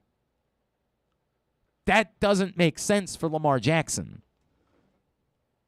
We saw what Deshaun Watson got. There are multiple teams in the NFL that still don't have a quarterback. Seattle has no quarterback. Carolina has no quarterback. Atlanta has no quarterback. There are other teams that probably don't have a quarterback that won't admit it, like New Orleans, like the Giants. They won't say it out loud because they don't want to disrespect their guys, but they don't. They don't have a quarterback. Jameis Winston isn't an NFL quarterback. I mean, we know the story on Jameis Winston. He got eye surgery. Thank you. He's fun for moments. He's not an actual NFL quarterback. He can't do it at that level. Lamar Jackson can. So why he wouldn't try to take advantage of that market and demand a trade is beyond me. But Joe Flacco understood. He did not have the leverage by which to demand a trade. He knew the offers that would be on the table for extensions from the teams he was traded to were going to be similar to the one that the Ravens offered. He was better suited going back and proving it. There is no prove it for Lamar Jackson. He can say, I'm hell-bent on winning a Super Bowl. Did Deshaun Watson win a Super Bowl? Did I miss something? The Super Bowl has not been what's driven the quarterback prices. Did Josh Allen win a Super Bowl and I missed it somewhere? No. Irrelevant. Are you a guy or not? And Lamar Jackson is a guy. As far as the pictures, the videos that we've seen of Lamar Jackson putting on muscle, I have said for a very long time, I am befuddled. Again, this goes back to my confusion. I am befuddled by any world, any scenario in which Lamar Jackson runs less. It's been one of the most insane talking points that has existed surrounding this franchise for years, where folks around the country say, well, this just isn't sustainable. You just can't do this. And it is simply not backed up by fact. Yes, at some point in Lamar Jackson's life, his speed, his elusiveness will decline. That will occur. Today, when he's still literally younger than Joe Burrow, is not likely to be that day. I don't know what Lamar Jackson's reasons are for choosing to put on muscle, to bulk up a bit. I hope it's not because he wants his running style to be more Cam Newton-like, that he wants to run through people. I hope that's not the case. And I don't think it would be. I hope it's not because he's hell-bent on being purely a pocket passer and realizing you're going to get sacked, and he wants to be able to take those hits and have them cause less pain because he's a bit bulked up. Because none of that makes sense. Again, he's got the right to do what he wants. But just because 1,000 jackasses on television tell you you've got to be a pocket passer doesn't make it true. Lamar Jackson is one of one. He is the most unique talent the quarterback position has ever seen because he is a damn good passer of the football, and no one has ever been able to run the ball the way that he does. Why you would ever mess with that is beyond any comprehension because of some jackass on television who says this isn't what a quarterback is supposed to look like. Or because some idiot who's the general manager of some other football team who says, I don't want my team doing that. He has been highly successful being that guy. Now, maybe it has nothing to do with that. Maybe he still believes he can be exactly as elusive as he's always been, putting on bulk, putting on more muscle. And I trust me, I am no expert when it comes to your elusiveness, bulk, or muscle. I have no personal knowledge of how any of those things might work. I'd love to know what bulk, actually bulk I know a thing or two about, but it's the wrong kind of bulk. I pray it's not because he in any way wants his style of play to be different, or the Ravens want his style of play to be different. The problem isn't how Lamar Jackson plays. The problem is trying to get Lamar Jackson to be different because you want him to be. They're insanely good with Lamar Jackson doing what he does best. Whatever his reason is, Lamar Jackson's an adult. He gets to do whatever he wants to do. He certainly does not need my permission in order to be that guy. I hope it has nothing to do with wanting to change his style of play in any form or fashion. His elusiveness is what makes him so unbelievably special. His elusiveness is why, despite the fact that everyone wants running quarterbacks to get hurt because they want to justify their nonsensical belief that running quarterbacks will get hurt, which, as we know from legitimate data, is hogwash, poppycock. Running quarterbacks do not get hurt any more than pocket passers. We've all regurgitated it. It just ain't true. What makes Lamar Jackson so uniquely dynamite is his elusiveness, is the fact that when he's in the open field, he is extraordinarily unlikely to be tackled because he has an arsenal of skills for avoiding tackles that makes him, again, one of one in football history. He's Reggie Bush-like. He's like a video game. I hope that doesn't go away. I don't want to see Lamar Jackson taking on contact because he's put on some bulk. I don't want to see him prioritize needing to throw the ball 40 to 50 times a game because he thinks that's what a quarterback's supposed to do because idiots continue to say it. I hope that's not the case. I don't have any reason to think it is. But he clearly appears to think that he needs to change his body at least a little bit. And maybe it's just to be a better version of what he already is. I hope that's the case for Lamar Jackson. You can read more. PressBoxOnline.com today. I write about Lamar Jackson, the OTA thing. Spit it all out there. PressBoxOnline.com. You can find my weekly Monday column right now. All right, today's show is also brought to you by your local Toyota dealer and buyatoyota.com. Make the most out of every day in a Toyota RAV4, available in hybrid or gas-only models. A RAV4 can get you where you want to go in style. Check out buyatoyota.com for deals on new... There we go. New RAV4s from your local Toyota dealer today. Sorry, Toyota. I held up so well through that prolonged monologue, but I just couldn't get through the rest of the hour. All right, when we come back in, Jeremy Conn's going to join us. We'll talk more about the Orioles. I want to talk about butt sweat. It was a popular topic yesterday on 105.7 The Fan. I want to talk about it with him. It's next, Glenn Clark Radio. Sports fans, the wait is over. The all-new FanDuel Sportsbook is now open at Live Casino and Hotel in Hanover, Maryland. This is your chance to win big right in your own backyard. Bet on every sport with self-service kiosks and watch all of the action from the best seat in the house. Make every moment more at the all-new FanDuel Sportsbook at Live Casino and Hotel in Hanover. Please play responsibly. Gambling problem? Please call 1-800-GAMBLER or visit mdgamblinghelp.org. Are you ready, soccer fans? This summer, the English Premier League returns to Baltimore. Arsenal, Everton, square off in the Charm City match, July 16th, under the lights at M&T Bank Stadium, home of the Baltimore Ravens. This is your only opportunity to take in a Premier League match this summer in the Mid-Atlantic region. Individual and group tickets are on sale at BaltimoreRavens.com.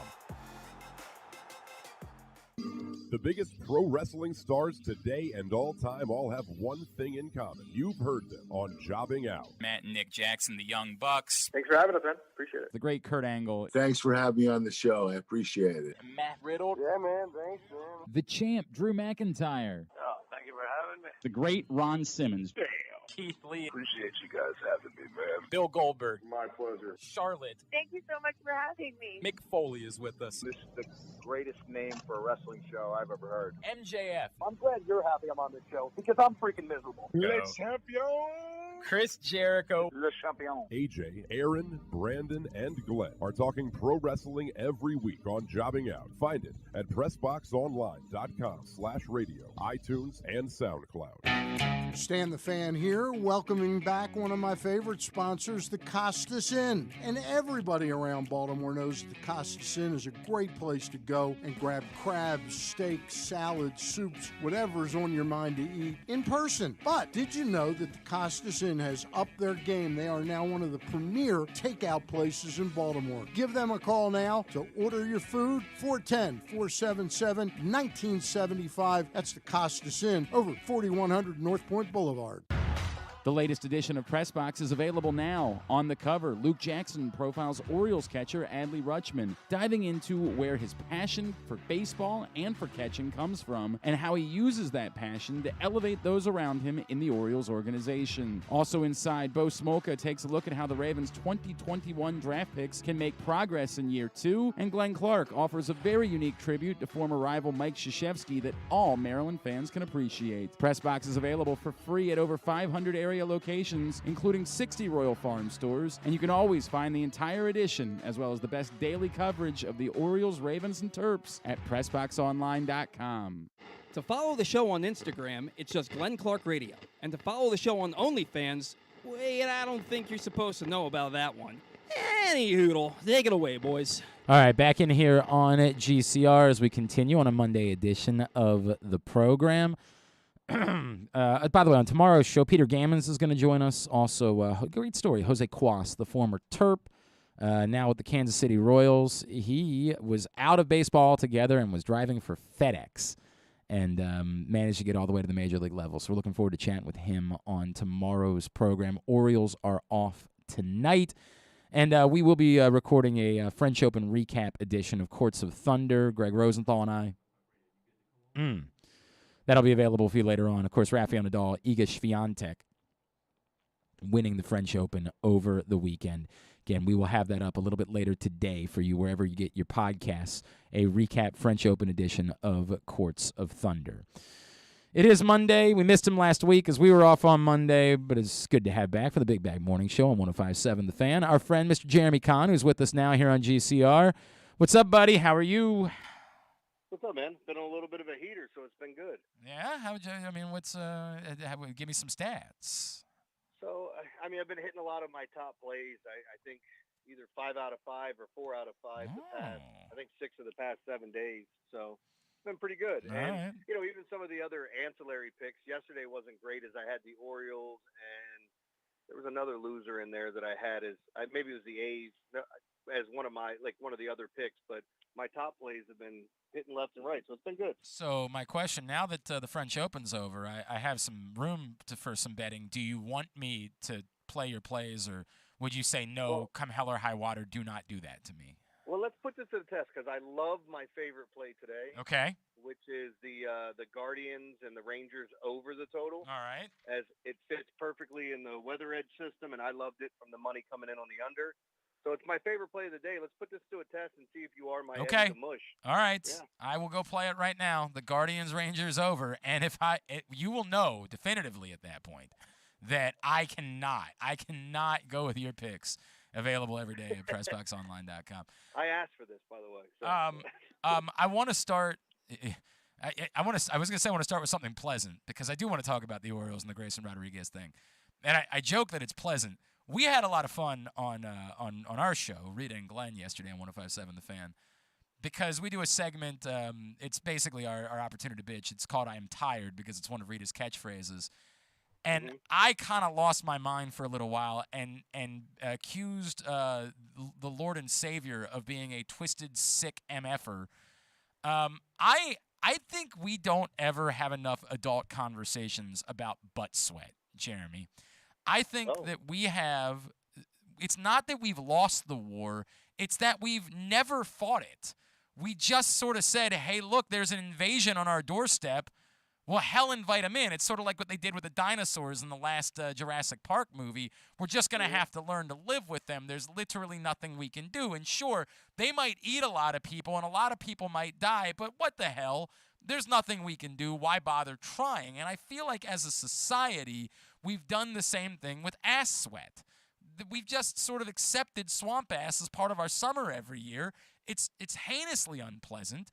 It's a twisted thing. If there is a God, for a God to have allowed to ever exist, it's truly awful, and yet we just don't deal with it. Can you explain that to me? I can't, because the embarrassment I have as a like I'm not only a client, but I'm also the president of the Ass Sweat Company, where, I mean, numerous times a day on days like today, I'll feel like I sat in applesauce, or I'll ask the question, who crapped my pants? Right, right. Because that's what it feels like. And the other uncomfortable part is when you're sitting down outside on a hot seat, and then you get up and you leave like the logo for Silence of the Lambs from your butt cheeks. You know what I mean? Like, and then you got to explain that to somebody. And by the way, that happens. Before I sat down. That happens in studios. It doesn't. You don't have to be outside. That happens indoors. Where you get, by the way, this occurred last week. Griffin wasn't here last week. Zach was filling in for Griffin last week. And I swear to God, I got up one day and I looked down. I'm like, oh, God. Like, Jesus Christ. Like, I hope nobody sees this. And then I walk over to Zach's seat, and Zach's a svelte 21-year-old young man, and I look at his, and it's the exact same scenario. Like, we're all dealing with the same nonsense right now. But we just all choose to live in our own shame rather than actually try to deal with it. Yeah, I don't know that I would trust the powder to get it done. I've also heard that, you can get Botox, how you can get it in your forehead or wherever, your lips, wherever you want it, that you can actually get that in not only your genitals, but around the rectal area. And what that's supposed to do is stop the sweating from coming. But I have it's questions. come out somewhere. Because I was informed of that yesterday when I was breaking down about this. I'm willing to listen, right? But one, I'm assuming this is not something that insurance covers. And two, what are they actually doing? Like, will it in any way change the other performance of my, of these parts? Well, what you're going to need to do is have a trial basis and have all of your listeners now call their insurance company asking if they'll cover them getting Botox in their ass. Right. I need somebody. You know what, Griffin? I'm going to have you be the first. That's going to be a producer role. I need you later today to get in touch with your insurance company and find out if butt Botox is covered. I would be really happy if it is. And after you do that, call us back to let us know after they've stopped laughing that they told you no. They said no, that's not something that we're going to cover. I'm still willing to do it because I do feel like we need to do something about this situation because it's heinous. Like, it's awful, and we just sit back and say, who cares? Now, are you 1,000% positive that it is butt sweat and not sweat from other places? Yeah, well, you're specifically referring. What you're referring to is the taint. I mean, what you're saying is it taint sweat and not butt sweat? It could come from your back, right? It could come from your armpit. Oh, some of it certainly is coming from my back. There's no doubt. But I think we all, specifically, we all know whether it's coming from the back or not. Once it gets to that location, irrelevant. It's all the same at that point. You know what I mean? Like, it's the sweat. So what you're saying is if I do the Botox in the butt and the sweat's really coming from the back, I will have solved nothing in the process. Yeah, you will. Well, that's what will happen is that it will just start. Because at first you'll second guess the Botox, and then they'll tell you, no, it's not our fault. It's coming from somewhere else. It's like, I do roofing, so I go outside, I'm doing roofing, and we can't figure out what's wrong with the roof. It's got to be your plumbing. Right. It might be your plumbing, Glenn. Are you convinced of that, though? Like, really? No, it's your ass. Yeah, that's it's what I think. I'm pretty sure. I'm pretty sure. I appreciate you throwing it out there. But, I don't feel it. Every now and then, on a particularly hot day, I'll feel like there is a back sweat problem. It exists. They, of course, dealt with that in the most recent Jackass film. They addressed back sweat. Like, we've all been there, but we feel something different going on down south. Drank pig semen, so they did. These are all legitimately things that occurred. A little off-putting. All right, I'm glad we talked about it. I'm not wrong to say this is a stain on on humanity. I mean, it's the pandemic that we're not talking about. Correct. This should be something that should be handled. I don't know if Biden's willing to, pull some of that money back from the Ukraine and invest in the butt sweat, but it could be an idea for him. We might want Griffin to call about that one. So. Yeah, check in with call our senator. Van Hollen? Call Van Hollen, and I want you to get some answers. Where he stands on butt sweat. I want to know. We got an election. You know what? We've got a lot of gubernatorial candidates. I will give you Westmore's cell number. I want you to call Westmore right now, and I want you to get him on the record. What are you going to do about the butt sweat epidemic? I do know for a fact that Mosby might be going to jail, but she is against butt sweat. I think that's I think there's a certainty. She might run on a certainty. And by the way, she might win again. Just based alone on that. Scale of 1 to shut down the bridges because I might jump. Where are you with your Grayson Rodriguez panic and disappointments? I mean, it's really upsetting because it's like, it's like telling your parents what you want for Christmas and then opening up the presents and the thing you wanted most isn't there. And, I know everybody was excited about Adley, as was I. Baseball is about pitching and finding the right guys. I was so excited to see Grayson Rodriguez at the major league level. And I know I'll get to eventually, but something like this just sucks because I feel like if it wasn't last week, it was this week that he was going to get called up. And Mike Elias alluded to as much by saying that he's pretty much checked every box. We may see him in September. Who knows if we do? I'm not worried about all that. his future is more important than whatever happens this season and me wanting to watch him pitch at the major league level. Yep. But you know, it sucks. There's no other way to describe it, but it just sucks. No, I mean, that's the reality is not only does it suck, I said last week, Jeremy, I think it's got to start. This is the first time in this process where they, as a franchise, need to think about whether or not they're now willing to do something different than they had planned to do. And they were inevitably going to have to – the idea that they were going to get to serious contention, not just like, you know, we could compete to maybe get into the playoffs. I mean, like competing for something real was always going to have to inevitably involve spending some money at some point. But I don't know that it was going to be this offseason. And I'm not trying to panic about this or suggest there's no way Grayson Rodriguez can ever become the guy that we thought he was going to become. He might very well still be that guy. But he's not going to be able to ramp up to 200 innings next year. I mean, that's nuts. To go from never having thrown more than 100 innings in a season to suddenly throwing 200 next year? Come on, we're being crazy.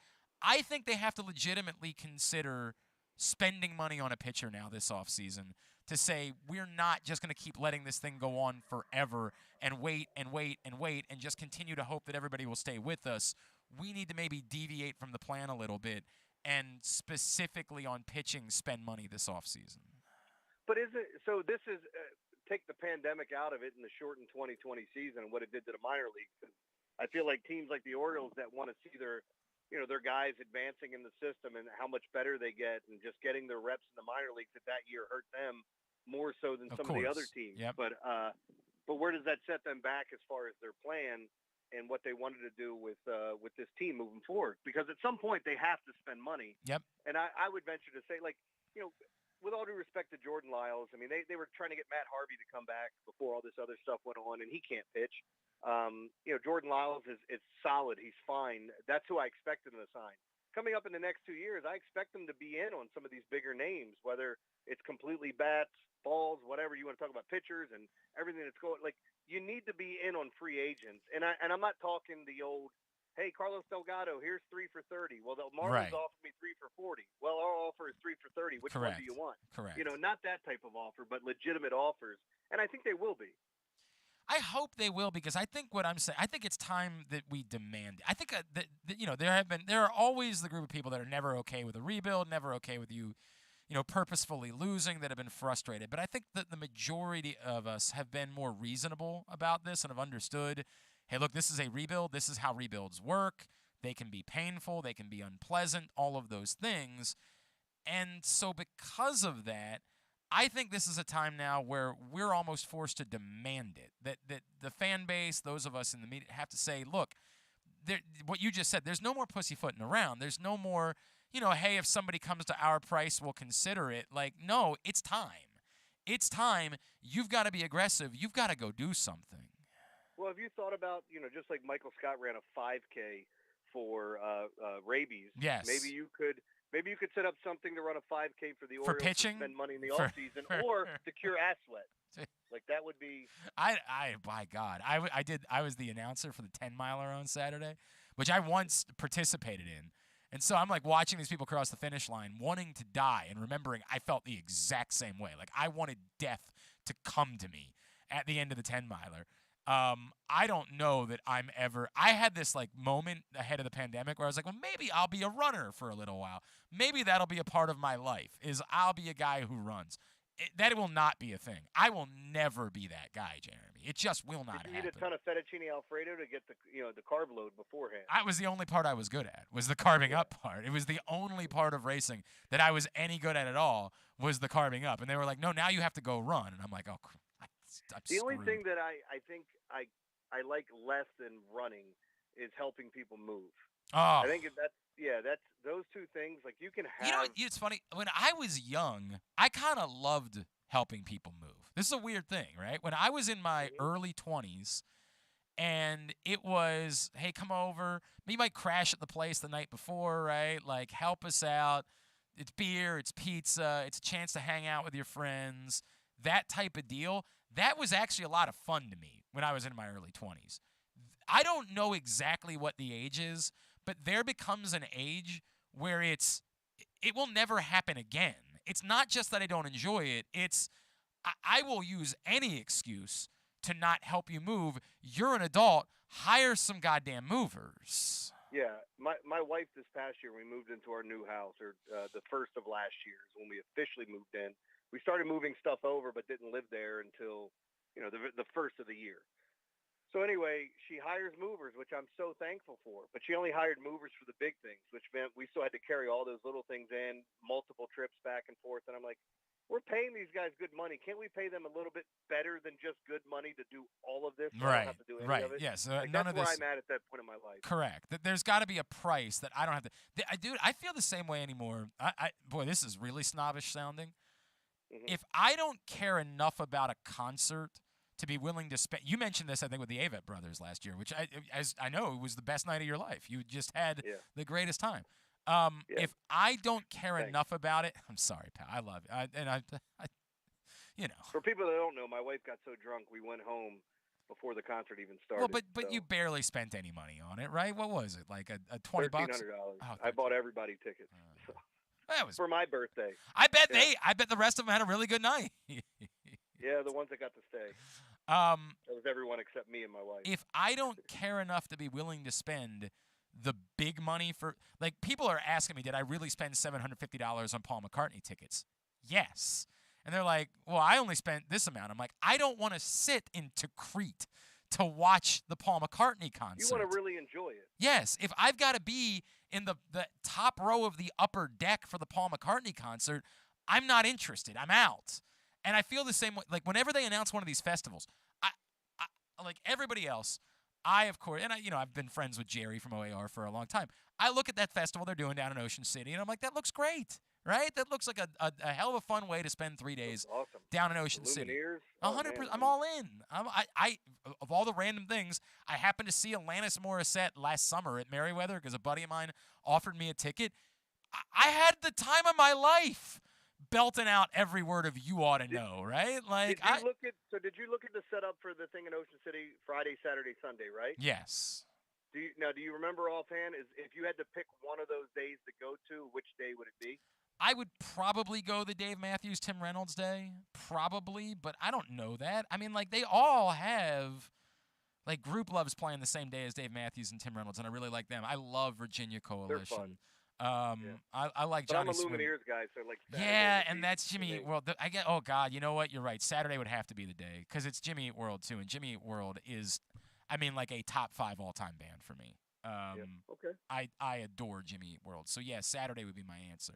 And look, I might try to get down. I haven't decided yet. I might try to get down to the festival, but the point being, I don't want to stand like stuck between everybody for 5 hours. You know what I mean? Like, I want to get whatever the ticket package is that allows me somewhere to, like, go sit down between bands and that whole thing.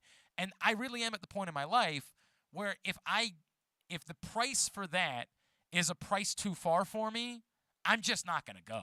Like, I'm just going to say, if I don't care enough to pay the good price to go, I'm going to end up passing. I'm just going to say, standing, I know it's on the beach, so maybe it's not, and it's the end of September, so it won't be as hot. This one might be uniquely different because it won't. Is it the end or middle of September? It's the end. It's September 30th through October 2nd. So, because there's two things. So, like, my wedding anniversary is on October 2nd, and my buddy's 40th birthday is that same weekend where they're talking about going out of town to celebrate it, going to, like, all-inclusive or something, which my wife and I said, well, why don't we extend the 3-day weekend to a full week and then celebrate our anniversary? And then I was looking at the 2 different concerts that we're going to be playing too. One of them was on my birthday, which I think is the Willie Nelson. Ratliff. That thing looks awesome. And then there was the other one at the end of the month, which is this one in Ocean City to go see the Lumineers. I absolutely could be talked into going down for the Saturday thing. And again, it's probably uniquely not as miserable as other festivals because, like, you're on the water, so it probably won't be 1,000,000,000 degrees at the end of September. It'll probably be a pleasant day. In fact, it might feel like the fall at that point, and so that would be really pleasant. So maybe there's more of a chance that I would buy them. But you know what I'm saying in general, right? Like, the thing where you just go stand out. Like, somebody's, I think it was somebody at Odyssey reached out and was like, hey, we have, I saw that you were looking to buy Preakness tickets. We've got extra Infield Fest tickets. Do you just want those for free? And I was like, no. Thank you. I appreciate you offering, but that sounds like pure hell to me at this point. It's going to be 6 billion degrees just standing outside. I don't even care about, the chain smokers enough to care. Like, no, I'm not going to do that. If I don't care enough to buy the tickets where I get some air conditioning and some pleasant experience, I'm just not going to do it. Am I a snob, or is that just like I'm the age where? No, I wouldn't classify you as a snob. It's like you want to pay for what what you want, and that's fine. You already know what you don't like, and like I would say the same thing. Like Preakness, I wanted to see Post Malone, so I went down that day, and I don't know how much you remember about the day that Post Malone played Preakness, but it poured. Oh yeah. The entire night before and the entire morning, it was a mud fest, and like I was standing on a piece of plywood at the back end, just trying to watch the concert, enjoy it. Was that 21 Savage as well? Because I definitely went out in the mud and watched 21 Savage. I think that's it. My favorite. There were two things that happened that day. One guy tried to take a shortcut. This is before realizing where all the like how bad the mud was. Tried to take a shortcut, and I mean literally to save himself 3 seconds to walk around this person. And as soon as he took a step on what appeared to be the lawn, his foot went 3 feet into the ground, and he lost his shoe. Oh, my God. And then he went to take another step and lost the other shoe. And then he's just standing there, and I'm like, look at you, idiot. Now you're stuck in the mud for the rest of the day. People were mud wrestling. I mean, it was just crazy. I have the same kind of vibe anymore about sitting on the lawn at Merriweather. And I have so many wonderful memories of being on the lawn at Merriweather as a kid. But I had a buddy of mine, I think Jack Johnson is playing there recently. And he said, hey, man, I got an extra lawn ticket. And I said, I'm good. I'm good. I'm just not going to go. He was like, why not? I'm like, my ass is going to hurt. It's going to be 1,000 degrees. I don't need any of this in my life now. Like, I like Jack Johnson. I like his tunes. He's fun. I remember, being young and smoking weed and listening to Jack Johnson. It was a good time in my life. But, well, they oversold him. What was it, 2 years ago? Wait, what? At Merriweather, they oversold the concert. Are you serious? 3,500 tickets. That's why it was so crowded. I was at that concert. God. You could not see a blade of grass on the infield on that hill because there were so many blankets down. And I remember I was telling my wife, I'm like, there's this many people here. We need to leave now before he got to the encore. And I'm a huge, our wedding song was, Better Together, like a lot of other people. Yeah. When we met, I was listening, I was in love with Jack Johnson music. We went to Virgin Fest to see him. I remember he was playing the same time as the Foo Fighters, and I was like, F you, Virgin Fest, for making me choose, knowing that I was going to choose Jack Johnson, and I missed the freaking Foo Fighters. Yeah. Well, look, man, I'm not, I love Jack Johnson. I'm all in, man. I'll make some banana pancakes with you any day of the week, my friend. We can go over to the field for some tackle football, big hits, big cuts. Give me the ball. Trust me, I'm in. I love it. I'm in. Yeah. But I ain't sitting on, I'm just not sitting, I'm not doing it any longer. It's not, if I care enough, I will pay the money for the experience and to have some seats and to be, if I care, I'll do that. The other part of it, I'm going to end up getting to a point of the night where I'm just like, I hurt, I'm miserable, I don't want to be out here any longer. Yep, that's how I am now. Oh, God. What happened to us? What happened to you and I? I was just, so somebody posted from my high school that we graduated 25 years ago today. Oh. And I put on there, I said, I'm aging like milk. This is awful. Yeah, it's not great. It's not great. I don't want to read this. Jesus, man, that is not great. All right, well, this was all kind of depressing. Everything single layer. What do you got that's pleasant? My ass is sweaty. How you feeling 2 games into the finals? How you feeling? I mean, it's going to be fun, but the first 2 games I don't think really tell us anything. The Celtics stole one in game 1. The Warriors blew them out in game 2, which was, in my mind, was a little bit to be expected, although I can't bet that. I had the under last night, so I felt good about it. But the fact of the matter is, when you look at this series, I think it vastly changes when we go back to Boston. I think Boston's the better team, and I think they're more battle-tested, but they definitely need the others to step up. It can't just be a Tatum and Brown show. Horford, Smart. And, I mean, list anybody off the bench. Somebody's got to step up and help out. Well, that was the only issue I had with Game 1 was that, I expected them to play well defensively. That didn't surprise me at all. I thought it was foolish to assume that Al Horford and Derek White would both keep shooting that way for 7 games or even 4 games. You know what I mean? I just thought that was a bit nuts.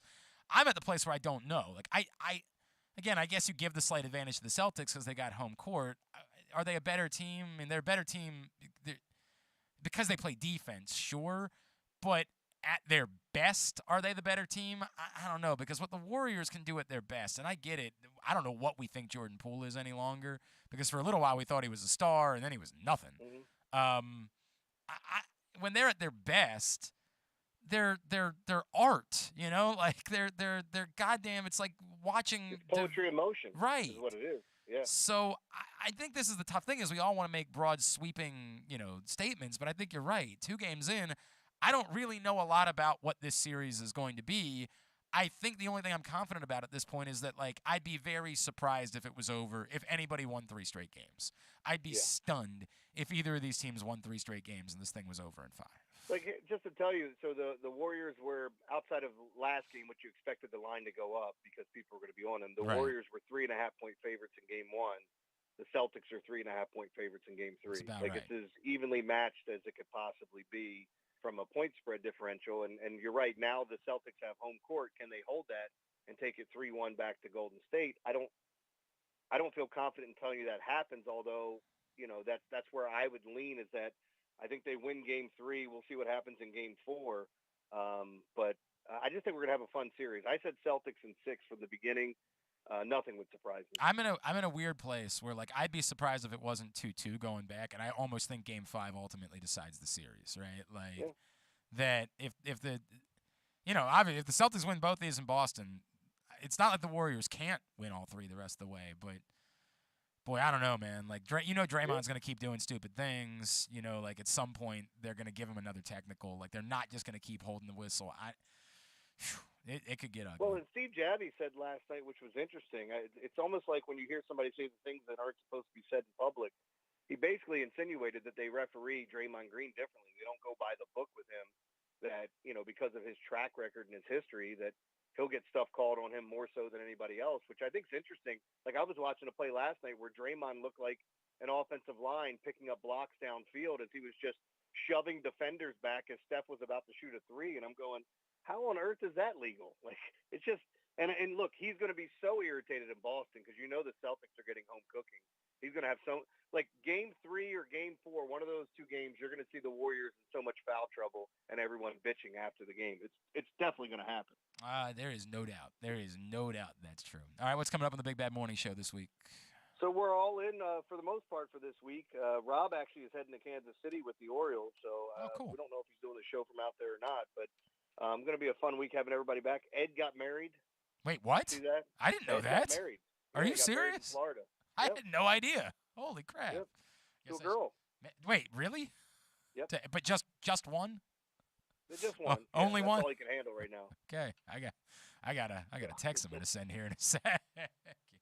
Yeah, he got married. So wow. It's just I love Ed. I love hearing some of the stories too. Oh. Small ceremony. Oh man. Well, guys, I genuinely had no idea. That's cool. I'm happy for Ed. He didn't invite me to the wedding, but he invited me to the honeymoon. Yeah, it's weird how that works. Yeah. Really weird how that works. I've ever told you the story. I was dating a girl. Ed and I did a show together one time in Ocean City. I don't know why. Like, it was part of oh God, who was the old Dick Gelfman? You remember Dick Gelfman? Yeah. He did a motorcycle ride across Maryland. Dick Gelfman. Ed was always part of that event, and I think it would wrap in Ocean City on Memorial Day. And so instead of, like, the rest of society taking Memorial Day off, we would go do the show. Maybe I have the dates wrong. Maybe it wasn't Memorial Day, but we did the show from Ocean City. And I don't know why, but one year I brought a girl I was dating with me, and I ran down. I was like, hey, nobody really wanted to go out, so I was like, well, I'll run down. I'll get some beer. We'll bring it back up here. We'll hang out. And we were staying in 2 rooms. It was Maynard and I in one room. Ed and our producer was in the other room. And I come back, and my girlfriend is not in my room. Oh, no. And I'm like, what the hell? And so I call her, and she said, oh, don't worry, I'm next door. And I'm worried. I go next door, and she's laying in bed with Ed watching a movie. And I said, do you guys even know each other? And I realized, I don't think she's going to be sleeping in my bed tonight. It's an awful feeling. Oh, these are the things that happen. All right, pal. At Jeremy Conn 1057 on Twitter is how you follow him. Picks every day, PressBoxOnline.com. Appreciate you, bud. We'll talk to you next Monday. All right. Thanks, man. I'll see you. It's Jeremy Conn. Joins us every Monday here on GCR. We are winding down for a Monday edition of the program. We will get a tidbit brought to you by Simply the Bets, which returns tomorrow. By the way, quickly on the finals, I really just said everything that I feel about it. I thought Golden State would win coming into the series. That was how I felt. I just thought ultimately they had too much. I have probably not given Boston nearly their flowers. Rita, my Sunday partner, her boyfriend, always likes to remind me of that I have not given Boston nearly enough credit at any point during the course of this postseason. They're a very good team. But I ultimately believe that when Golden State is clicking, they have more. When they're at their best, they have more to offer. I didn't learn a lot through these two games. I don't know what to expect the rest of the series. Again, from a sheer looking at it objectively perspective, Boston would have a slight advantage. I would give them about a 54% chance of winning the series because they now have home court advantage. It's a best-of-5 series, and they get to play 3 of them in Boston. But I don't think their home court advantage is so significant that Golden State doesn't win at least one of those games. So I'm in a weird place. I just think that we all want to make sweeping statements because we want to feel like we know, and there is still a lot to be determined about this series. A lot to be determined about who's going to ultimately win this series. I just don't think we know. Once upon a time, the Allen Iverson and the Sixers won Game 1 on the road against the Lakers and then lost all 4 games the rest of the series. Now, I don't think that Sixers team is nearly as good as the Celtics team is, and I don't think that this Warriors team, I think this Warriors team as a whole is as good as that Lakers team or maybe better, but it certainly doesn't have the top-heavy Shaquille O'Neal and Kobe Bryant combination. But these things happen sometimes. Sometimes teams just play really good games or really good quarters, or one player has an absurd, and that alters things. So I know nothing about how the next 5 games are going to go. It is an utter crapshoot to me. I get it.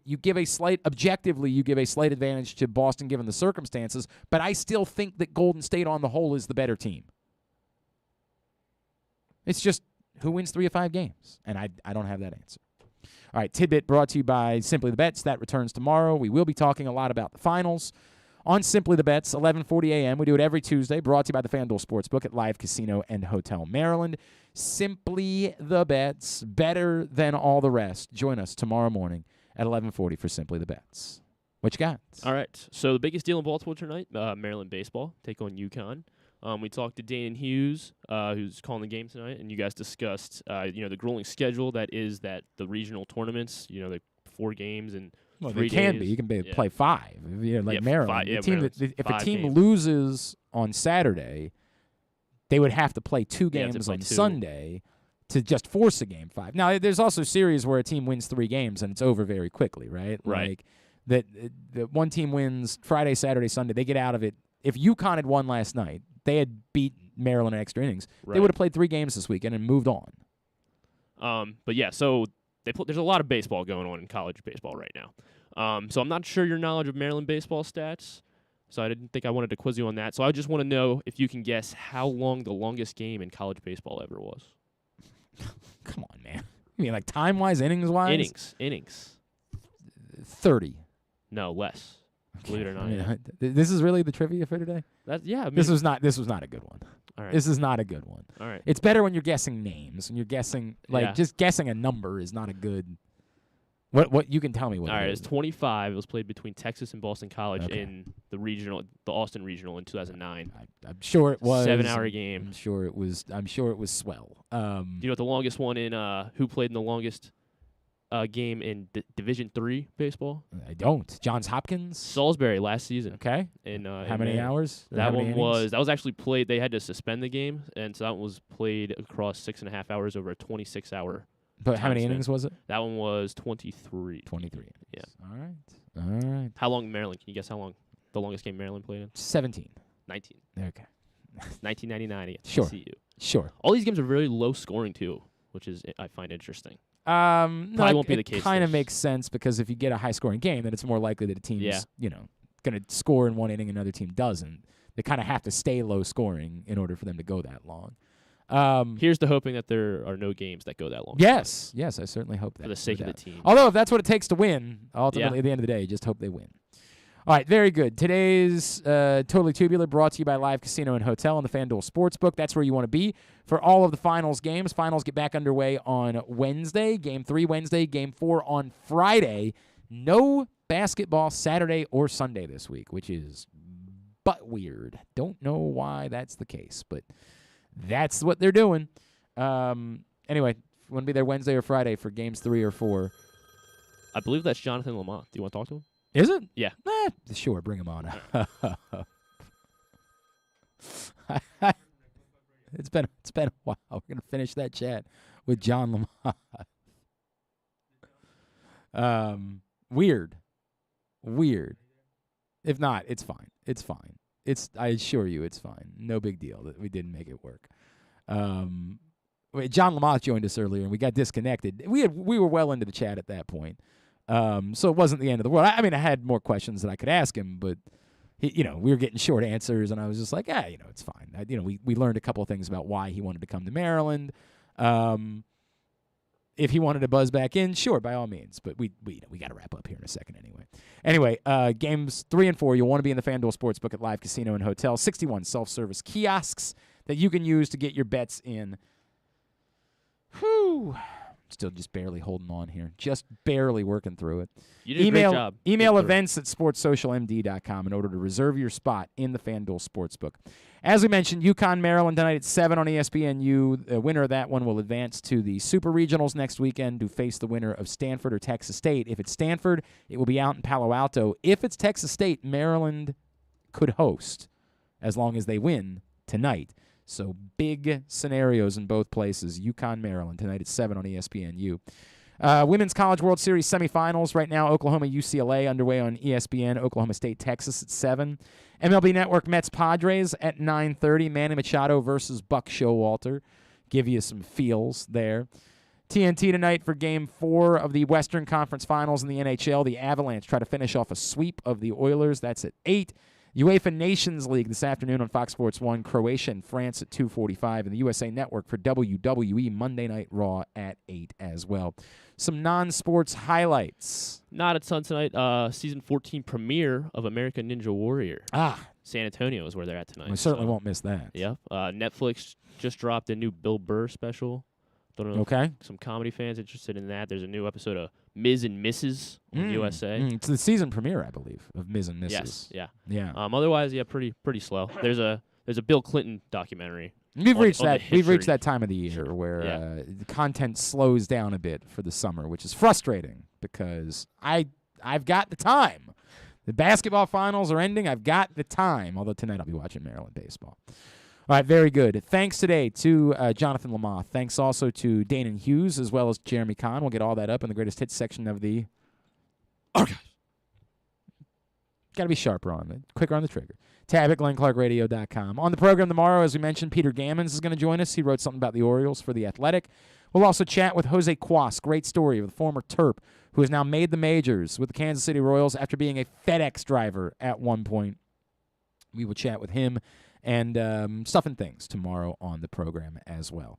Thanks to everybody at PressBox, all of our great sponsors and partners, including the Charm City Match, Glory Days Grill, Royal Farms, the Baltimore Police, Grade 8's Memorabilia, the FanDuel Sportsbook at Live Casino and Hotel, the Baltimore Orioles, your local Toyota dealer at buyatoyota.com. Thanks to Griffin, at Griffin_Bass is how you follow him on Twitter. Thanks to Ryan at RexSpexRyan.